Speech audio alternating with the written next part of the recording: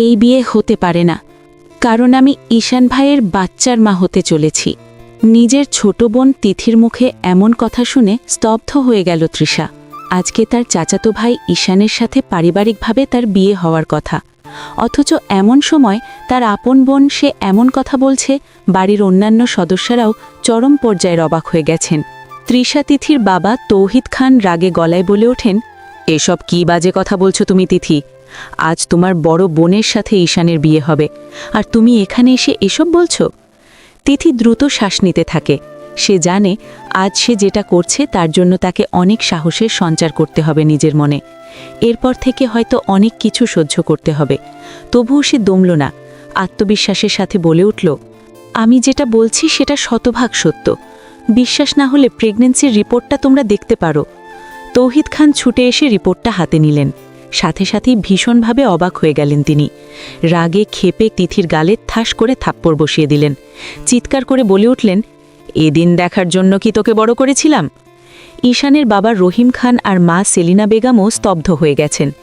বিস্ময় কাটিয়ে উঠে ঈশান বলে উঠল, এসব তুই কি বলছিস তিথি? আমার নামে এরকম মিথ্যে অপবাদ কেন দিচ্ছিস তুই? আমি যে মিথ্যে বলছি না সেটা তুমিও খুব ভালো করে জানো ঈশান ভাই। এই বাচ্চাটা তো তোমারই। Stop this nonsense. আর একটা বাজে কথা বললে আমি কিন্তু তোকে খুন করে দেব।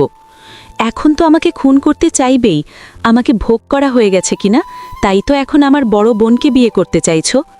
ঈশানের মাথায় রাগে ফেটে যাচ্ছিল। ইচ্ছে করছিল তিথির গলা টিপে ধরতে। সে কিভাবে তার নামে এমন মিথ্যে অভিযোগ দিতে পারল? এর মধ্যে তৃষা তিথির সৎমা পারভিন বেগম মুখ খুললেন। তিনি বললেন, আমি তিথিকে চিনি। ও মিথ্যে বলার মেয়ে নয়। তাছাড়া কোনো মেয়ে নিজের ব্যাপারে এমন মিথ্যে বলে? ঈশান রাগে ফুঁসে উঠে বলল, সেটা আপনার মেয়েকে জিজ্ঞেস করুন। কোথায় কোন ছেলের সাথে রাত কাটিয়ে এখন আমার ঘাড়ে দোষ চাপাচ্ছে। এতক্ষণ চুপ থাকলেও তৃষার ধৈর্যের বাঁধ এবার ভেঙে যায়। ঈশানের কথা শুনে তৃষা চিৎকার করে বলে ওঠে, আমার বোনের নামে আর একটাও বাজে কথা বলবে না। আমার ভোলাভালা বোনটাকে ব্যবহার করে এখন ওকেই দোষ দিচ্ছ তুমি? তৃষা, তুই আমায় বিশ্বাস কর। কিভাবে বিশ্বাস করব তোমায়? আমি তো অনেক দিন থেকেই তোমাদের ঘনিষ্ঠতা লক্ষ্য করেছি। ছোট থেকেই তো তোমাদের অনেক ভাব। বড় হওয়ার সাথে সাথে মেলামেশা আরও বাড়ে। তবু আমি এটা নিয়ে খারাপ কিছু ভাবিনি। ভেবেছি সাধারণ কাজিন হিসেবেই তোমরা মেলামেশা করো। কিন্তু আজ আমার সামনে সবটা পানির মতোই পরিষ্কার। তোমরা দুজন মিলে এভাবে আমায় ঠকাতে পারলে? ঈশান ভাইয়া, তুমি আমার বোনের সাথে এরকম করে আবার আমার জীবনটাও নষ্ট করতে চাইছিলে? তুই কেন বুঝতে চাইছিস না তৃষা, যে তিথি মিথ্যে বলছে? তৃষা উঠে গিয়ে তিথির পাশে গিয়ে দাঁড়ায়। তিথির হাত থেকে প্রেগন্যান্সির রিপোর্টটা নিয়ে বলে, তাহলে রিপোর্টটা কি মিথ্যে? হ্যাঁ, এসব মিথ্যে। আমার আর তিথির মধ্যে এরকম কিছু হয়নি কখনো। তিথি অশ্রুভিজত নয়নে বলে, মিথ্যে কেন বলছো ঈশান ভাই? সেদিন রাতে তো তুমি আমার সাথে ঘনিষ্ঠ হয়েছিলে, যেদিন বাড়ির সবাই দাওয়াত খেতে গিয়েছিল। তোমার মনে নেই? সেদিন খুব বৃষ্টি হচ্ছিল, যার কারণেই কেউ বাড়ি ফিরতে পারিনি। পুরো বাড়িতে শুধু তুমি আর আমি। তুই নিজের মুখ বন্ধ, নয়তো আমি। তৃষা তিথিকে আগলে দাঁড়ায়। ঈশানের চোখে চোখ রেখে বলে, তুমি আমার বোনের সাথে যা অন্যায় করার তা করে ফেলেছ। এখন এভাবে দায় এড়াতে পারবে না। তোমাকে ওর দায়িত্ব নিতেই হবে। মানে তোমাকে আজ এই মুহূর্তে তিথিকে বিয়ে করতে হবে। অসম্ভব। তিথির সাথে ঘনিষ্ঠ হওয়ার আগে এসব মনে ছিল না? এখন এভাবে বললে তো তোমায় ছেড়ে দেব না। তৌহিদ খান কি বলবেন কিছু বুঝতে পারছিলেন না। পারভিন বেগম সেলিনা বেগমের কাছে গিয়ে বললেন, ভাবি, তুমি নিজের ছেলেকে বোঝাও। ও যদি এখন তিথিকে বিয়ে না করে তাহলে বিষয়টা অনেক দূরে এগিয়ে যাবে। বিয়েটা পারিবারিকভাবে হচ্ছিল, অন্য কেউ জানে না। কিন্তু সত্য তো কোনোদিন চাপা থাকে না। যদি কথাটা ছড়িয়ে পড়ে তাহলে আমাদের দুর্নাম হবে। তাছাড়া পুলিশ কেসও হতে পারে। সেলিনা বেগম এমনিতেই অনেক ভীতু প্রকৃতির মানুষ। পারভিন বেগমের কথায় তিনি আরও বেশি ভয় পেয়ে যান। তাই ঈশানের কাছে গিয়ে বলেন, তুই এই বিয়েতে রাজি হয়ে যা ঈশান। এসব তুমি কি বলছো আম্মু? অন্তত তুমি এমন বলো না। রহিম খান নিজের স্ত্রীর তালে তাল মিলিয়ে বলেন, তোমার আম্মু একদম ঠিক বলেছে। পরিস্থিতি অনুযায়ী তোমাকে এখন তিথিকে বিয়ে করতে হবে। আর এমনিতেও তৃষা আর তোমাকে বিয়ে করবে না। কিন্তু আমি তিথিকে না, তৃষাকে পছন্দ করি। তৃষা তিথির কাঁধে হাত রেখে বলে, আমার বোনের সাথে এত বড় অন্যায় করে এখন তুমি এসব কথা বলতে পারো না। তুমি ওকে বিয়ে করতে বাধ্য। ঈশান সহ্য করতে পারছিল না। সে বলে, আমি তোমাদের কারো কথা শুনতে বাধ্য নই। আমি এক্ষুনি এখান থেকে চলে যাচ্ছি। এই মিথ্যেবাদী মেয়ের ফাঁদে আমি অন্তত পড়ব না। তৃষা ঈশানের পথ আগলে দাঁড়ায়। ঈশানকে টানতে টানতে বিয়ের আসরে নিয়ে গিয়ে বসায়। তিথিকেও তার পাশে বসিয়ে দেয়। অতঃপর কাজীকে উদ্দেশ্য করে বলে, আপনি বিয়ে পড়ানো শুরু করুন, সব ঠিক থাকবে, শুধু পাত্রীর জায়গায় তৃষা খান নাম বদলে তিথি খান রাখুন। ঈশান কিছুতেই এই বিয়ে করবে না, কিন্তু পরিবারের সবাই এই বিয়ে দেওয়ার জন্য অস্থির হয়ে আছে। তাদের ধারণা পরিবারের সম্মান রক্ষায় এখনই বিয়েটা হওয়া আবশ্যক। ঈশান যখন কিছুতেই কবুল বলল না, সেটা দেখে পারবিন বেগম সেলিনা বেগমের কাছে গিয়ে বললেন, কিছু একটা করো ভাবি, তোমার ছেলের ভালোর জন্য এখন তোমাকে এমন কিছু করতে হবে যাতে সে বিয়ে করতে বাধ্য হয়। সেলিনা বেগম দৌড়ে রান্নাঘরে চলে গেলেন, সেখানে গিয়ে চাকু নিয়ে চলে এলেন। অতঃপর ঈশানকে উদ্দেশ্য করে বলল, তুই যদি কবুল না বলিস তাহলে কিন্তু আমি এই চাকু দিয়ে নিজের হাত কেটে ফেলব। আম্মু, তুমি এমন করো না। ঠিক আছে, আমি কবুল বলছি। ঈশানের কথা শুনে পারভিন বেগম ও তিথির মুখে হাসি ফুটে ওঠে। পরিবারের বাকি সবাই স্বস্তি বোধ করেন। তৃষার মধ্যে কোনো অনুভূতি কাজ করছিল না। সে না খুশি হতে পারছে, না তো দুঃখীও না। ঈশানের সাথে যখন তার বিয়ের কথা ওঠে, তখনও তার এমন অনুভূতি হয়েছিল। এমন না যে সে অন্য কাউকে ভালোবাসে, কিন্তু ছোটবেলা থেকে যাকে ভাইয়ের নজরে দেখেছে তাকে বিয়ে করার জন্য খুব একটা মত ছিল না তার। তবে তৃষা পরিবারের কথা মেনে নিয়েছিল, তাই সকলের সিদ্ধান্ত চুপচাপ মেনে নিয়েছিল। কিন্তু আজ যে এমন কিছু ঘটবে সেটা সে ভাবতেই পারেনি। এদিকে ঈশান কবুল বলার আগে একবার শেষবারের মতো তৃষার দিকে তাকায়। যখন থেকে ভালোবাসা বুঝতে শিখেছে তখন থেকেই সে ভালোবাসে তৃষাকে। পরিবারের সবাইকে বলে রাজি করিয়েছিল মেয়েটিকে বিয়ে করার জন্য, অথচ আজ শেষ সময়ে সে সব দড়ি করল। তৃষা তার না পাওয়ার তালিকাতেই থেকে গেল। মনে মনে দীর্ঘশ্বাস ফেলে ঈশান বলে উঠল, কবুল। তিথি ও ঈশানের বিয়ে সম্পন্ন হলো। বাসর ঘরে গটিসুটি হয়ে বসে আছে তিথি। একটু আগে তৃষা এসে তাকে বাসর ঘরে বসিয়ে দিয়ে গেছে। তিথি তৃষার সাথে কথা বলার চেষ্টা করেছিল, কিন্তু তৃষা তিথিকে এখানে বসিয়ে দিয়ে কোনো কথা না বলে চলে গেছে। তিথির মনটা বেশ খারাপ হয়ে গেছে। তৃষা তার নিজের বড় বোন, মায়ের মৃত্যুর পর থেকে কত আদর যত্ন করে বড় করেছে, অথচ আজ তিথির জন্য তাকে অনেক কষ্ট পেতে হলো। তিথির একটু খারাপ লাগলেও সে ভাবল এমনটা হওয়ারই ছিল। তবে সে আশাবাদী একসময় সবকিছু ঠিক হয়ে যাবে। এর মধ্যে সময় এগিয়ে যেতে লাগলো, তবে ঈশানের আসার কোনো নামগন্ধ নেই। এতে করে তিথির যেমন কষ্ট হচ্ছে, তেমন একটু স্বস্তিও হচ্ছে। কারণ তিথি খুব ভালো করে জানে তার বাসর রাত অন্য আর 5টা মেয়ের মতো সুখকর হবে না। অনেক কিছুর মোকাবিলা করতে হবে তাকে। ঈশান এসে হয়তো তাকে বাজেভাবে অপমান করবে। তিথি ফুস করে নিঃশ্বাস ছাড়ল। দেয়াল ঘড়ির দিকে তাকিয়ে দেখল 12টা বাজতে চলেছে। তিথির মুখে আমাবস্যার অন্ধকার নেমে এলো। আর কিছু সময় অপেক্ষা করার পর তিথি ভাবল ঈশান বোধহয় আজ রাতে আর আসবে না, তাই সে শুয়ে পড়ল। তার চোখে ঘুমও নেমে এলো। সবেমাত্র দুচোখ বন্ধ করেছে তিথি, এমন সময় রাগে ক্রোধে উন্মাদ হয়ে ঈশান বাসর ঘরে প্রবেশ করল। তিথিকে বাসর ঘরের শান্তিতে ঘুমাতে দেখে ঈশানের রাগের পরিমাণ কয়েক গুণ বেড়ে গেল। সে দাঁত কটমটো করতে করতে বলল, আমার জীবনের সব শান্তি নষ্ট করে তুই এখানে শান্তিতে ঘুমাচ্ছিস? দাঁড়া, তোর ঘুম আমি বের করছি। বলে ঈশান ছুটে গেল তিথির দিকে। তিথির কাছে গিয়ে তাকে টেনে তুলল। সবেমাত্র তিথির চোখ লেগে গিয়েছিল। ঈশান এভাবে অতর্কিতভাবে টেনে তোলায় থতমত খেয়ে গেল তিথি। পিটপিট করে তাকিয়ে রইল ঈশানের দিকে। ঈশান তিথিকে টেনে তোলাই ক্ষান্ত হয় না। তিথিকে টেনে হিঁচড়ে বাইরে নিয়ে যেতে থাকে। তিথির অসহ্য যন্ত্রণা হতে থাকে। তিথি আর্তনাদ করে বলে ওঠে, ঈশান ভাই ছাড়া, আমার লাগছে। ঈশান ক্ষেপে গিয়ে বলে, একদম চুপ, তুই এটাই ডিজার্ভ করিস। আমার জীবন নষ্ট করে তুই শান্তিতে থাকবি? সেটা তো হতে পারে না। আমি কিভাবে তোমার জীবন নষ্ট করলাম ঈশান ভাই? একদম নাটক করবি না তুই। আমার নামে মিথ্যে অপবাদ দিয়ে আমায় বিয়ে করেছিস। আজ এই ঘরে তৃষার থাকার কথা ছিল, কিন্তু তুই সেটা হতে দিসনি। আমার থেকে আলাদা করে দিয়েছিস তৃষাকে। কেন কেন এমন করলি তুই? তিথি, তুই জানতি না আমি তৃষাকে কত ভালোবাসি? তুই যেদিন আমায় তোর মনের কথা বলেছিলি, সেদিনই তো আমি স্পষ্ট তোকে এটা বলে দেই যে আমি শুধু আর শুধুমাত্র তৃষাকে ভালোবাসি। আমি নিরুপায় ছিলাম ঈশান ভাই। আমার নিজের জন্য নয়, আমার সন্তানের জন্যই আমি এই বিয়েটা করতে বাধ্য হয়েছি। ঈশানের মাথা আরও বেশি গরম হয়ে যেতে থাকে। সে চিৎকার করে বলে, নিকুচি করেছে তোর বাচ্চার। আমি জানি এসব তোর মিথ্যে নাটক, আর আজ আমি সেটা প্রমাণ করে দেব। বলে ঈশান তিথিকে টানতে টানতে নিয়ে যেতে থাকে। তিথি তখন বলে ওঠে, ঈশান ভাই আস্তে, আমাদের বাচ্চার কোনো ক্ষতি হয়ে যাবে। তিথির কথা শুনে ঈশানের রাগ আরও বেড়ে যায়। সে আরও জোরে জোরে টানতে টানতে নিয়ে যায় তিথিকে। তিথিকে টানতে টানতে তৃষার ঘরে নিয়ে যায় ঈশান। তৃষা অনেক রাত পর্যন্ত জেগে আজ দরজাটা খোলা রেখে বারান্দায় বাড়িয়েছিল তৃষা। নিজের আপনজনদের থেকে কষ্ট পেয়ে তার মনটা একদম মিশিয়ে গেছে। এমন সময় রুমের মধ্যে কারো উপস্থিতি টের পেয়ে রুমে চলে আসে তৃষা। ঈশান ও তিথিকে দেখে তার ভ্রু কুঁচকে যায়, সাথে রাগও হয় খুব। তৃষা বেশ রাগে গড়গড় করে বলল, তোমরা কেন এসেছো এখানে? আজকে না তোমাদের দুজনের জীবনের সবথেকে সুন্দর রাত, আমার এখানে এসে সে রাতটাকে নষ্ট করো না। ঈশান তিথিকে ধাক্কা দিয়ে তৃষার সামনে ফেলে দিয়ে বলে, তোর বোনের আসল রূপ তোর সামনে তুলে ধরার জন্যই এখানে নিয়ে এসেছি। তুই একজন ডাক্তার, তোর কাছে নিশ্চয়ই প্রেগনেন্সির কিট আছে।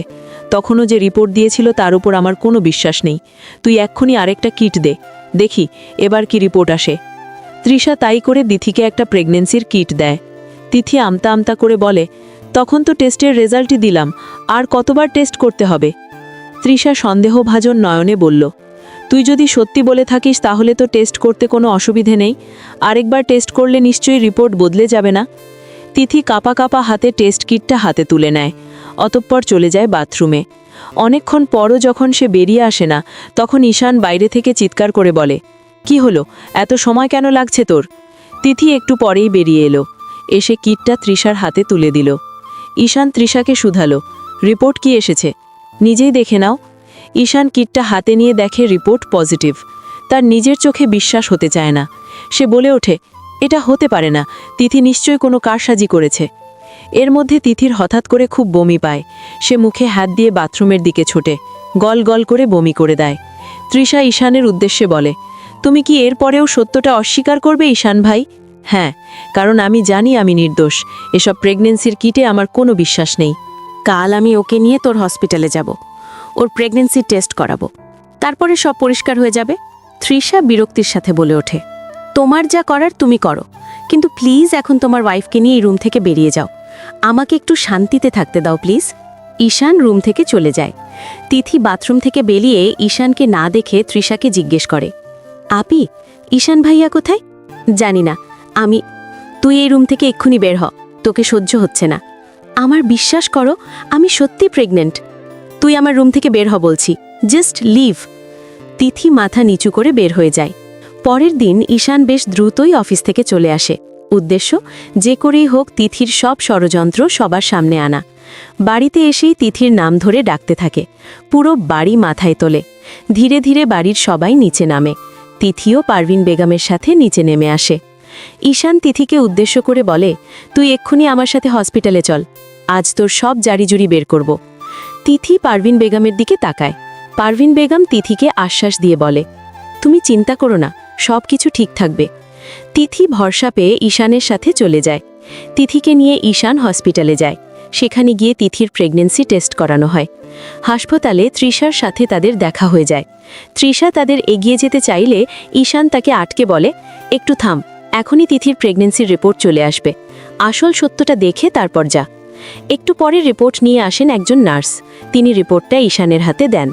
ঈশান তৃষাকে রিপোর্টটা দিয়ে বলে, তুই নিজের চোখে সবটা দেখে নে। তৃষা রিপোর্টটা খুলে দেখে, অতঃপর বিস্ফোরিত নয়নে তিথির দিকে তাকায়। তিথি ভয়ে ঢোক গেলে। তিথি তৃষার দিকে তাকিয়ে কিছু বলার চেষ্টা করে। তারপরে তৃষার রেগে টেস্ট রিপোর্টটা ঈশানের দিকে ছুঁড়ে মারে। ঈশান হতবাক হয়ে তাকায়। তৃষার রাগে ফুঁসে উঠে বলে, নিজের চোখে রিপোর্টটা দেখে নাও, রিপোর্ট পজিটিভই এসেছে। এর মানে তিথি সত্যি বলছে। তুমি কি এরপরও কিছু বলবে? বিশ্বাস করো তৃষা, এসব মিথ্যে। কোনটা সত্য আর কোনটা মিথ্যে সেটা এখন দিনের আলোর মতো পরিষ্কার হয়ে গেছে ঈশান ভাই। এখন তুমি আর এখানে কোনো সিন ক্রিয়েট করো না। তোমার ওয়াইফকে নিয়ে চলে যাও এখান থেকে। খুব শীঘ্রই তোমাদের সন্তান ভূমিষ্ঠ হতে চলেছে। তোমাদের সংসারটা সুন্দর করে সাজাও, আর আমাকে প্লিজ একটু শান্তি দাও। বলেই তৃষা চলে যায় সেই স্থান থেকে। তৃষা চলে যাওয়ার পর ঈশান তিথির দিকে রাগে চোখে তাকায়। তিথির হাতটা শক্ত করে ধরে বলে, বল তুই কি করেছিস? নিশ্চয়ই রিপোর্টটা ভুয়া, তাই তো? আমি ভুয়া রিপোর্ট কিভাবে তৈরি করব ঈশান ভাই? তাছাড়া তুমিও খুব ভালো করে জানো যে এই রিপোর্টটা মিথ্যা নয়, কারণ এই বাচ্চাটা। তিথি তার কথা সম্পূর্ণ করতে পারে না, তার পূর্বেই ঈশান থাপ্পড় বসিয়ে দেয় তার গালে। তিথি গালে হাত দিয়ে বলে, তুমি আমায় মারলে ঈশান ভাই? হ্যাঁ, বেশ করেছি, প্রয়োজন পড়লে আরও মারব। বলে ঈশান দ্রুত পায়ে হেঁটে বেরিয়ে যায়। তিথিও অশ্রুসিক্ত নয়নে তার পিছনে যেতে থাকে। ঈশান বাইরে এসে গাড়িতে উঠে তিথিকে না নিয়ে চলে যায়। রাগে তার মাথা ভনভন করছে। ঈশানের মাথায় তো এটাই ঢুকছে না যে রিপোর্ট পজিটিভ এলো কিভাবে। মুখে যা বলুক, ঈশান নিজেও এটা খুব ভালো করে জানে যে এত স্বনামধন্য একটা হসপিটালে ভুল রিপোর্ট কখনো দেবে না। একই সাথে গতকাল রাতে তিথির বমি করার কথাও ঈশানের মাথায় এলো। সেটা তো মিথ্যে ছিল না। এর মানে কি তিথি সত্যি প্রেগনেন্ট? কিন্তু এটা কিভাবে সম্ভব? তাহলে কি তিথি সত্যি বলছে? সে কি তাহলে প্রেগনেন্ট? কিন্তু ঈশান তো খুব ভালো করে জানে যে বাচ্চাটা তার নয়। তাহলে বাচ্চাটা আসলে কার?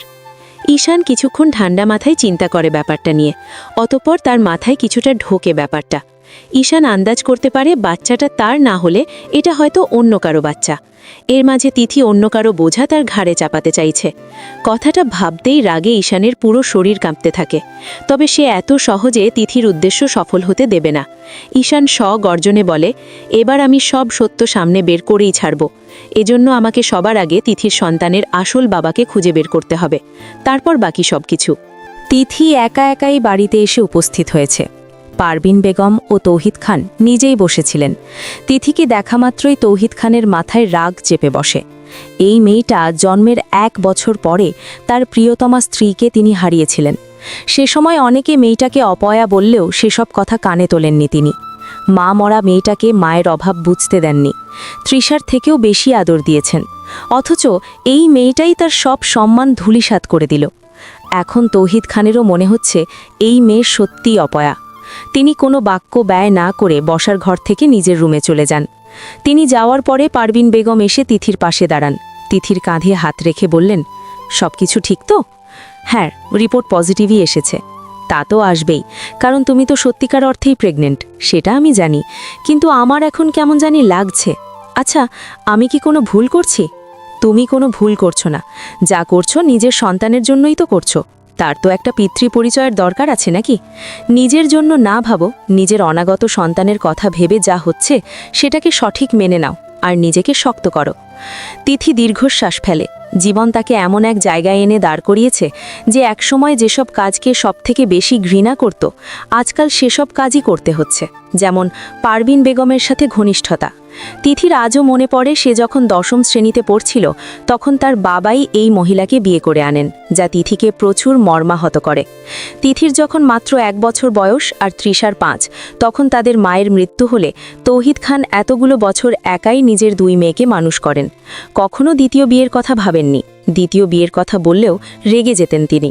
কিন্তু হঠাৎ করে শেষ বয়সে গিয়ে কেন এভাবে পারবিন বেগমকে তিনি বিয়ে করলেন, সেটাই সবথেকে বড় প্রশ্ন ছিল সবার জন্য।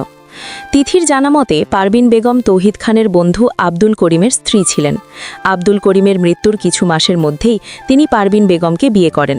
তৃষা বরাবরই শান্তশিষ্ট আর বোঝার মেয়ে, তাই সে এটা নিয়ে কোনো কথা বলেনি, সবটা স্বাভাবিকভাবেই মেনে নিয়েছিল। কিন্তু তিথি মোটেও সবটা এত সহজে মানেনি। সে তার বাবার এই কাজের প্রতিবাদ করেছিল। পারবিন বেগমকে বিয়ে করায় একদিন না খেয়ে ঘরের দরজা বন্ধ করেছিল। পরে অনেক কষ্টে তাকে খাওয়ানো হয়। পারবিন বেগমের সাথে কখনো ভালো ব্যবহার করেনি তিথি, নিজের মায়ের জায়গায় বসাতে পারেনি। কিছুদিন আগে অবধি ভালো করে কথাই বলতো না, কিন্তু এই কদিনে সমীকরণ পুরো বদলে গেছে। তৃষার মন মেজাজ আজ খুব একটা ভালো নেই। এমনিতেও বিয়ের দিন যা হলো তাতে তার ভীষণ রাগ জমেছে মনে, কিন্তু তারপরেও যা সবকিছু হলো সেটা তার মন পুরো খারাপ করে দিয়েছে। ছোটবেলা থেকে চাপা স্বভাবের তৃষা। অবশ্য মায়ের মৃত্যুর আগে সে এমন ছিল না। বাবা চাচার মুখে শুনেছিল মা বেঁচে থাকতে নাকি অনেক চঞ্চল ছিল, কিন্তু মায়ের মৃত্যুর সাথে সাথে চঞ্চলতাও তার মধ্য থেকে হারিয়ে গিয়েছিল। ছোট্ট মেয়েটি মায়ের অভাব বুঝে ওঠার আগে ছোট বোনের দায়িত্ব কাঁধে এসে নামে। বাবাও ছোট বোনকে বেশি সময় দেয়, যার ফলে তৃষা ধীরে ধীরে গম্ভীর হতে থাকে। নিজের চাওয়া পাওয়া সব ভুলে যায়। নিজের মনের কষ্টও গোপন করতে শিখে যায়। কখনো নিজের মনের কথা শেয়ার করার মতো কাউকে পায়নি। এভাবে থাকতে থাকতে যেন তৃষা মানিয়ে নিয়েছে। কিন্তু এখন যে সে পারছে না, নিজের মনের এই কষ্টকর অনুভূতি লুকানো আর সম্ভব না। তৃষা খুব করে চাইছে কাউকে জড়িয়ে ধরে কাঁদতে, নিজের মনের বোঝা হালকা করতে, কিন্তু সেটা যে সম্ভব নয়। এর মধ্যে তার চেম্বারে একজন নার্স প্রবেশ করে বলল, আপনার একজন পেশেন্টের অবস্থা খুব সিরিয়াস, আইসিইউতে আপনাকে প্রয়োজন। তৃষার বিন্দুমাত্র সময় ব্যয় করে না। নিজের মনের অবস্থা যেমনই হোক, নিজের দায়িত্বে অবহেলা সে কোনো মতেই করবে না। ডাক্তারি পেশায় আসার সময় যে শপথ করেছিল তা যে তাকে পূর্ণ করতেই হবে। তৃষা আইসিইউতে গিয়ে রোগীটির কাছে যায়। তার পেশেন্ট ৮০ বছরের এক প্রবীণ ব্যক্তি। অবস্থা ভীষণ ক্রিটিক্যাল। তৃষার আর বেশি কিছু করার ছিল না, কারণ তার অবস্থার দ্রুত অবনতি হচ্ছিল। কিছুক্ষণের মধ্যে লোকটি মৃত্যুর কোলে ঢলে পড়ে। তৃষার আজ ভীষণ কষ্ট হয়। যদিও একজন ডাক্তার হিসেবে এটা তার কাছে খুবই স্বাভাবিক ব্যাপার, কিন্তু আজ কেন জানি তার মনে হচ্ছে তার মানসিক অবস্থার কারণেই তার দ্বারা গাফিলতি হয়ে গেছে। যদিও তারই ভাবনা ভুল, তবে এই মুহূর্তে তার এমনটাই মনে হচ্ছিল। তৃষার চোখে জল চলে আসে। সে কাঁদতে কাঁদতে আইসিইউ থেকে বেরিয়ে আসে। তিথি অনেকক্ষণ থেকে বাগানের সামনে পায়চারি করছে। আজ তার মন বেশ বিক্ষিপ্ত। নিজের মধ্যে ন্যায় অন্যায়ের দ্বন্দ্বে হিমশিম খাচ্ছে তিথি। এরই মধ্যে হঠাৎ করে সে ঈশানকে দেখতে পেল। থমথমে মুখ করে এদিকে এগিয়ে আসছে সে। হয়তো সবেমাত্র বাড়িতে ফিরল। তিথি ঈশানকে দেখে মুখ ঘুরিয়ে নেয়, কিন্তু ঈশান ঠিক তিথির সম্মুখে এসে দাঁড়ায়। তিথির দিকে ঘৃণা ভরা দৃষ্টিতে তাকিয়ে থাকে। তিথি পিছন ফিরে না তাকিয়েই ঈশানের উপস্থিতি অনুভব করতে পারে। কম্পনরত কণ্ঠে জিজ্ঞেস করে, তুমি কি আমাকে কিছু বলতে চাও ঈশান ভাই? বলতে তো চাই অনেক কিছুই। তোর মতো মেয়ের সাথে ঠিক যতটা জঘন্য ব্যবহার করা যায় ততটা করতে চাই, কিন্তু আমার শিক্ষা আমাকে বাধা দিচ্ছে। আমার মতো মেয়ে বলতে তুমি কি বোঝাতে চাইছ? তোর মতো মেয়ে মানে যারা বিয়ের আগেই নিজের ইজ্জত অন্য কারো কাছে সঁপে দিয়ে তারপর সেই দায় অন্যের উপর চাপিয়ে দেয়। ঈশান ভাই, আমার ব্যাপারে একদম খারাপ কথা বলবি না। আমি মোটেও কোনো অন্যায় করিনি, বরং থাম, এখন থাম। কেন থামব? বল, কি বলবি? কিছু না। আমি যা বলি না কেন তুমি তো আমায় বিশ্বাস করবে না, তাহলে বলে কি লাভ বল? এসব কথা বলে কোনো লাভ হবে না। তোর গর্ভে যে সন্তান বড় হচ্ছে তার আসল বাবা আমি নয়। তবে সন্তানের আসল বাবাকে বল আমায়। তুমি এই সন্তানের পিতা। আমার মেজাজ কিন্তু গরম হয়ে যাচ্ছে তিথি। ভালোই ভালোই তুই সত্য কথা বল, নয়তো আমি যা বলছি একদম সত্যি কথা বলেছি। আমার পেটে তোমারই বাচ্চা। ঠিক আছে, তোকে কিচ্ছু বলতে হবে না। আমি নিজে থেকে সব সত্য বের করে আনব। তোর সন্তানের আসল বাবাকেও আমি বাইরে বের করে আনব। ঈশান কথাটা বলে চলে যায়। তিথি করুণ দৃষ্টিতে ঈশানের যাওয়ার পানে তাকিয়ে থাকে। তিথি ফোন নিয়ে বাইরে এসেছে। কারো সাথে বেশ রেগেমেগে কথা বলছে সে। ঈশান তিথিকে আজ সকাল থেকেই অনুসরণ করে চলেছে। তিথির গতিবিধির ওপর সার্বক্ষণিক নজর রেখে চলেছে সে। তাই তিথিকে বাইরে আসতে দেখে তার পিছন পিছন ঈশানও বাইরে চলে এসেছে। ঈশান দূর থেকে তিথির বলা কথাগুলো শুনতে থাকে। তিথি যেন কাউকে প্রচণ্ড রেগে বলছে, তুমি কেন আমার সাথে এমন করলে? তুমি না বলেছিলে আমায় ভালোবাসো? এই সেই ভালোবাসার পরিমাণ? আজ সত্যটা জানার পর তোমার ভালোবাসা নাই হয়ে গেল? বিপরীত দিক থেকে কি উত্তর এলো সেটা ঈশানের কর্ণগোচর হলো না, কারণ ফোনটা স্পিকারে দেওয়া ছিল না। তবে ঈশান এতটুকু ঠিকই বুঝতে পারল যে ওপাশ থেকে তিক্ত কিছু কথা বলা হয়েছে, যার কারণে তিথির চোখ জলে ভিজে যায়। তিথি বলে, আমি এই বাচ্চাটা কোনোভাবেই নষ্ট করতে পারবো না। যাই হোক না কেন, তাতে ওর কোনো দোষ নেই। তাহলে ওকে কেন আমি শাস্তি দেব? আমি সিদ্ধান্ত নিয়ে ফেলেছি, আমি ওকে পৃথিবীর আলো দেখাবই। তার জন্য আমাকে যা করতে হয় করব। তুমি যদি আমার পাশে না থাকো তাহলে কোনো সমস্যা নেই। বলে তিথি ফোনটা রেখে দেয়। সাথে সাথে ঈশান তিথির একেবারে সামনে গিয়ে দাঁড়ায়। তিথি ঈশানকে হঠাৎ এভাবে নিজের সামনে দেখে হকচকিয়ে যায়। দুপা পিছিয়ে নিজেকে ধাতস্থ করে বলে, ঈশান ভাই তুমি? আমি আশ্চর্য, তোর খুব ক্ষতি হয়ে গেল তাই না? ক্ষতি কেন হতে যাবে? আশ্চর্য, তুই কি এত কিছুর পরেও সত্যিটা লুকাবি? আমি কিন্তু তোর সব কথোপকথন শুনেছি। কি শুনেছ তুমি? আমি এটাই শুনেছি যে তুই কাউকে এই বাচ্চাটার ব্যাপারে বলছিলি। আই থিঙ্ক সেই বাচ্চাটার আসল বাবা, রাইট? তুমি ভুল ভাবছ। ওহ তিথি, জাস্ট শ্যাট আপ। তুই কেন এমন করছিস বলতো? সে ছোটবেলা থেকেই তো তুই আমাকে চিনিস। বল, তোর সাথে তো আমার কাজিন কম, বন্ধুত্বের সম্পর্কই বেশি ছিল। তুই জানিস আমি মিথ্যা সহ্য করতে পারি না, তাও কেন মিথ্যা বলছিস? আমি কোনো মিথ্যা বলছি না ঈশান ভাই। তাহলে আমি এতক্ষণ ধরে যা শুনলাম তা সব কি ভুল? তোকে বেশি কিছু করতে হবে না। তুই শুধু আমাকে ওই ছেলেটার ঠিকানা বল, আমি নিজে ওর সাথে কথা বলবো। ওকে বোঝাবো ও যাতে বাচ্চাটা সহ তোকে মেনে নেয়। এর ফলে তুইও লাইফে খুশি হবে আর আমিও। অন্য কেউ তোমার বাচ্চাকে কেন মেনে নেবে ঈশান ভাই? এই বাচ্চাটা তো তোমার। ঈশানের ধৈর্যের সকল বাঁধ ভেঙে যায়। ঈশান তিথির গলা চেপে ধরে বলে, খবরদার, আর একবার এই চরম মিথ্যে কথাটা বললে আমি কিন্তু তোকে। তিথি কাশতে কাশতে বলে, তুমি এমন করলে কি সত্যটা মিথ্যেই পরিণত হবে ঈশান ভাই? ঈশান তিথিকে ছেনে দিয়ে বলে, একদম ঠিক করছিস না তুই, এর ফল তোকে পেতেই হবে। তৃষা রাতে বাসায় ফেরার পরপরই ঈশান তৃষার সাথে দেখা করে। ঈশানকে দেখেই তৃষার রাগ তরতর করে বেড়ে যায়। সে দাঁতে দাঁত চেপে বলে, তুমি কোন সাহসে আমার সামনে এসেছো? তোকে কিছু কথা বলার ছিল, কিন্তু আমি তোমার কোনো কথা শুনতে বাধ্য নই। আমার সামনে থেকে দূর হও। তৃষা, সবসময় এরকম রাগ দেখাবি না, ভুলে যাস না আমি বয়সে তোর বড় হই। এটাই তো আমার দুর্ভাগ্য। যদি তুমি আমার চেয়ে বড় না হতে তাহলে আমি কি করতি বল? চুপ করে আছিস কেন? আমার শিক্ষা আমাকে এসব করতে বাধা দিচ্ছে। তুই প্লিজ নিজের শিক্ষা নিয়ে বড়াই করিস না। কি শিক্ষা পেয়েছিস তুই? চোখ বন্ধ করে কাউকে বিশ্বাস করা? তোর বোন এসে বলল সে বাচ্চার মা হতে চলেছে, আর তোরা সবাই কোনো বাদ বিচার না করে আমার সাথে ওর বিয়ে দিয়ে দিলি। আমাকে নিজেকে সঠিক প্রমাণ করার একটা সুযোগ পর্যন্ত দিলি না। প্রেগন্যান্সি টেস্টের রিপোর্ট দেখার পর তুমি আর কোন মুখে এ কথা বলছো? তিথি গর্ভবতী মানে কি ওর সন্তানের বাবা আমি? তিথি তোমার ব্যাপারে মিথ্যে বা বলবে কেন? সেটা তোর বোন ভালো বলতে পারবে, তবে আমি নিজেকে নিরপরাধ প্রমাণ করার উপায় পেয়ে গেছি। হেয়ালি না করে যা বলার স্পষ্ট করে বল। আমি আজ তিথিকে কারো সাথে ফোনে কথোপকথন শুনেছি। ও তাকে বলছিল ও বাচ্চার দায়িত্ব নিতে। আমার মনে হয় ও নিজের বাচ্চার আসল বাবার সাথেই কথা বলছিল। তুমি নিজের দোষ ঢাকতে আর কোথাও মিথ্যে বলবে বলো তো শুনি? আমি কোনো মিথ্যে বলছি না। যদি তোর আমার কথা বিশ্বাস না হয় তাহলে কাল সকালে আমার সাথে ইকো পার্কে চল। কাল ওদের দুজনের ইকো পার্কে দেখা করার কথা। বেশ, তবে তাই হবে। আমি শেষবারের মতো তোমাকে বিশ্বাস করলাম। এরপর ইকো পার্কে গিয়ে যদি কাউকে না দেখি তাহলে কিন্তু আমি আর কখনো তোমায় বিশ্বাস করব না।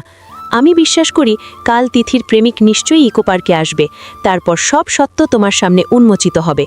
পরদিন সকালে তৃষা আর ঈশান ব্রেকফাস্ট করে একসাথে ইকো পার্কের উদ্দেশ্যে বেরিয়ে পড়ে। তৃষা বেশ অবাক হয়ে গেছে, কারণ আজ সকালেই তিথি সত্যি সত্যি কোথায় যেন বেরিয়ে গেছে। তৃষার মনে এখন শুধু একটা কথাই ঘুরছে, তাহলে কি ঈশান ভাই যা বলেছে তাই ঠিক? তিথি কি সত্যি আজ তার প্রেমিকের সাথে?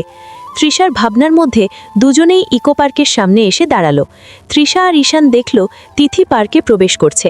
দুজনেই তার পিছু নেয়। পার্কের ভেতরে ঢুকে তারা দেখতে পায় তিথি একটি ছেলের সাথে দেখা করছে। তৃষার চোখ কপালে উঠে যায়। সে এখন নিশ্চিত ঈশান সত্য বলছিল। তৃষা দ্রুত এগিয়ে যায় তিথির দিকে। তিথি তৃষাকে দেখে থমকে যায়। সে ভাবতে পারেনি এভাবে ধরা পড়ে যাবে। তৃষা একেবারে তিথির সামনে এসে উপস্থিত হয়। তিথি হঠাৎ তৃষাকে এভাবে দেখে হতবিহ্বল হয়ে তাকিয়ে থাকে। সব পরিস্থিতি কিভাবে সামাল দেবে সেটাই বুঝতে পারে না। তিথি জোরে জোরে নিঃশ্বাস নিতে থাকে। তৃষা তখনও নিশ্চুপ। তিথি নিজেকে ধাতস্থ করে নিজের মতো কিছু কথা সাজিয়ে নেয়। অতঃপর সেই কথাটা তৃষার সামনে উপস্থাপন করতে যাবে তার পূর্বে তৃষা তিথির গালে ঠাস করে থাপ্পড় বসিয়ে দেয়। তিথি গালে হাত দিয়ে অশ্রুসিক্ত নয়নে তাকিয়ে রয়। তৃষা এবার ফোঁস ফোঁস করতে করতে বলে ওঠে, ছি, তোকে আমার বোন বলতেও লজ্জা করছে। তার মানে ঈশান ভাই ঠিক বলছিল, তুই তার নামে মিথ্যে অপবাদ দিয়েছিলি, আর এই ছেলেটাই তোর সন্তানের আসল বাবা। জুনায়েদ এতক্ষণ ধরে চুপচাপ পরিস্থিতি পর্যবেক্ষণ করে চলছিল। এরকম সময় হঠাৎ করে নিজের দিকে দোষ চলে আসায় সে পুরোপুরি তাজ্জব বনে যায়। তৎক্ষণাৎ আপত্তি করে বলে, এসব কি বলছেন আপনি? আমি কেন ওই সন্তানের বাবা হতে যাব? আমার নামে একদম মিথ্যে অপবাদ দেবেন না। ঈশান এগিয়ে এসে জুনায়েদের গলার কলার চেপে ধরে কঠিন স্বরে বলে, একদম কোনো মিথ্যে কথা বলবি না। একটা মেয়ের সাথে ঘনিষ্ঠ হতে তো খুব মজা লেগেছিল, তাই না? আর এখন বাচ্চা পেটে আসতেই তার দায়ভার নিতে পারছিস না? জুনায়েদ এই কথাটা অস্বীকার করে বলে ওঠে, কিসের বাচ্চা? কার বাচ্চা? তিথির পেটে যে বাচ্চা বড় হচ্ছে সেটা আমার নয়। আল্লাহর কসম করে বলছি, এই বাচ্চার বাবা আমি নই। ঈশান রেগে গিয়ে 2-4টে ঘুষি বসিয়ে দেয় জুনায়েদের মুখে। এত কিছুর পরেও জুনায়েদ নিজের সত্যি কথাতে অটল থাকে। সে বলতে থাকে, এই বাচ্চার বাবা আমি নই। তিথিকে আমি ভালোবাসি এটা ঠিক, কিন্তু সেটা একতরফা ভালোবাসা ছিল। তিথি আর আমি একই ভার্সিটিতে পড়ি। ওকে প্রথম দেখাতেই আমি ভালোবেসে ফেলি। ওকে অনেকবার নিজের ভালোবাসার কথা বলেছি, কিন্তু ও আমাকে বারবার ফিরিয়ে দিয়েছে। তবে আমি আশা ছাড়িনি, তিথির মন জয় করার চেষ্টা করে গেছি। এভাবে দিন চলে যেতে থাকে। হঠাৎ করে একদিন তিথি আমাকে নিজে থেকে ফোন করে। আমাকে জিজ্ঞেস করে আমি ওকে সত্যি ভালোবাসি কিনা, ওর জন্য সব করতে পারবো কিনা। আমি তখন বলি, হ্যাঁ, আমি তোমার জন্য সব করতে পারবো। তখনও হঠাৎ করে বলে ও নাকি প্রেগনেন্ট, আর এই বাচ্চাটা সহ আমায় ওকে বিয়ে করতে হবে। এটা ঠিক যে আমি তিথিকে ভালোবাসি, কিন্তু তার মানে তো এই নয় যে আমি অন্য কারো বাচ্চাকে নিজের বাচ্চা হিসেবে স্বীকৃতি দেব। তাই আমি তিথিকে বলি এই বাচ্চাটা নষ্ট করতে, তাহলে আমার কোনো অসুবিধা থাকবে না ওকে মেনে নিতে। কিন্তু ও মানল না। তারপর অনেক কান্নাকাটি করল, আমাকে আজ এখানে এসে দেখা করতে বলল। ঈশান জুনায়েদের কলার আরও জোরে ধরে বলে, আমি জানি এসব মিথ্যে তুই বলছিস। এর মধ্যে তিথি হঠাৎ করে বলে ওঠে, ও কোনো মিথ্যে কথা বলছে না ঈশান ভাই, জুনায়েদ সত্যিই বাচ্চাটার বাবা নয়।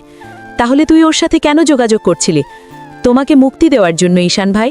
তুমি যখন আমাকে আর আমার সন্তানকে মেনে নিতে চাইছো না, তখন আমিও চাই না জোর করে সম্পর্ক টিকিয়ে রাখতে। কিন্তু এসব করতে গিয়ে বোধহয় আমি জুনায়েদের ওপর অন্যায়ভাবে বোঝা চাপিয়ে দিতে চাইছিলাম। ঈশানের রাগের মাত্রা বাড়তে থাকে। সে জুনায়েদ নামের ছেলেটির দিকে তাকায়। ছেলেটার চোখে মুখে দেখে মনে হচ্ছে না যে সে মিথ্যা বলছে। ঈশান ছেলেটিকে ছেড়ে দেয়। জুনায়েদ তিথির দিকে তাকিয়ে বলে, আমার দরজা এখনও তোমার জন্য খোলা আছে তিথি, তুমি শুধু এই বাচ্চাটা নষ্ট করে দাও, আমি খুশি খুশি তোমাকে গ্রহণ করতে রাজি আছি। তিথি দৃঢ়তার সাথে বলে, তুমি এখান থেকে চলে যাও জুনায়েদ, আমি কখনোই এমন কিছু করব না, এই বাচ্চাটাকে আমি পৃথিবীর আলো দেখাবই। ঈশান এবার ভীষণ রেগে যায়। তিথির উদ্দেশ্যে চিৎকার করে বলে, কোন পতিতাপল্লীতে গিয়ে পেট বাঁধিয়ে এসেছিস তুই? তিথির ধৈর্যের বাঁধ আজ ভেঙে যায়। সে সপাটে থাপ্পড় বসিয়ে দেয় ঈশানের গালে। চিৎকার করে বলে ওঠে, আমি কোনো পতিতাপল্লীতে যাইনি, বরং এই বাচ্চাটা তোমার নিজেরই। তোমার কি সত্যি মনে নেই সেই বর্ষণ ভেজা রাতের কথা, যেদিন বাড়িতে কেউ ছিল না, তুমি সেদিন নেশা করেছিলে? আর ঈশান হাত দিয়ে ইশারা করে তিথিকে থামিয়ে দেয়। অতঃপর কিছু একটা ভেবেই বলে, আমার সেদিনের কথা কিছু মনে নেই, শুধু এতটুকুই মনে আছে আমি সেদিন সন্ধ্যায় ভাত খেয়ে ঘুমিয়ে পড়েছিলাম। তারপর সকালে যখন ঘুম ভাঙে তখন আমার কিছুই মনে ছিল না। জানি আমি সেটা, তোমার কিছু মনে না থাকাই স্বাভাবিক। তুমি নেশা করেছিলে, আর তুই আমার নামে মিথ্যে অভিযোগ একদম নিবি না। আমি জানি আমাদের মধ্যে কিছু হয়নি। কি করলে তুমি বিশ্বাস করবে যে এই বাচ্চার বাবা তুমি? তুই আমাকে এমন কোনো প্রমাণ এনে দে যাতে করে তোর কথা প্রমাণিত হয়। ঠিক আছে, আমি কথা দিচ্ছি আমি সব প্রমাণিত করে দেব। আমি তোকে 24 ঘন্টার সময় দিচ্ছি। এর মধ্যে যদি সত্যটা প্রমাণ করতে পারিস তো ভালো, আর না হলে তুই কথা দে যে তুই বাড়ি ছেড়ে বেরিয়ে যাবি। আমি তোমাকে কথা দিচ্ছি, হয় আমি 24 ঘন্টার মাঝে তোমার কাছে সব সত্য প্রমাণিত করে দেব, আর না হয় আমি বের হয়ে যাব আমাদের বাড়ি ছেড়ে। তৃষা এসব কিছু নীরব দর্শক ছিল। সে বুঝে উঠতে পারছিল না যে এসব কি হচ্ছে। তৃষা দীর্ঘশ্বাস ফেলে, একবার ঈশানের, একবার তিথির দিকে তাকায়। তাদের কাউকে দেখে মনে হচ্ছে না যে তারা কেউ মিথ্যা বলছে। তাহলে আসল সত্যি কি বলছে? তৃষার মাথা কাজ করছিল না। সে বুক ভরে শ্বাস নেয়।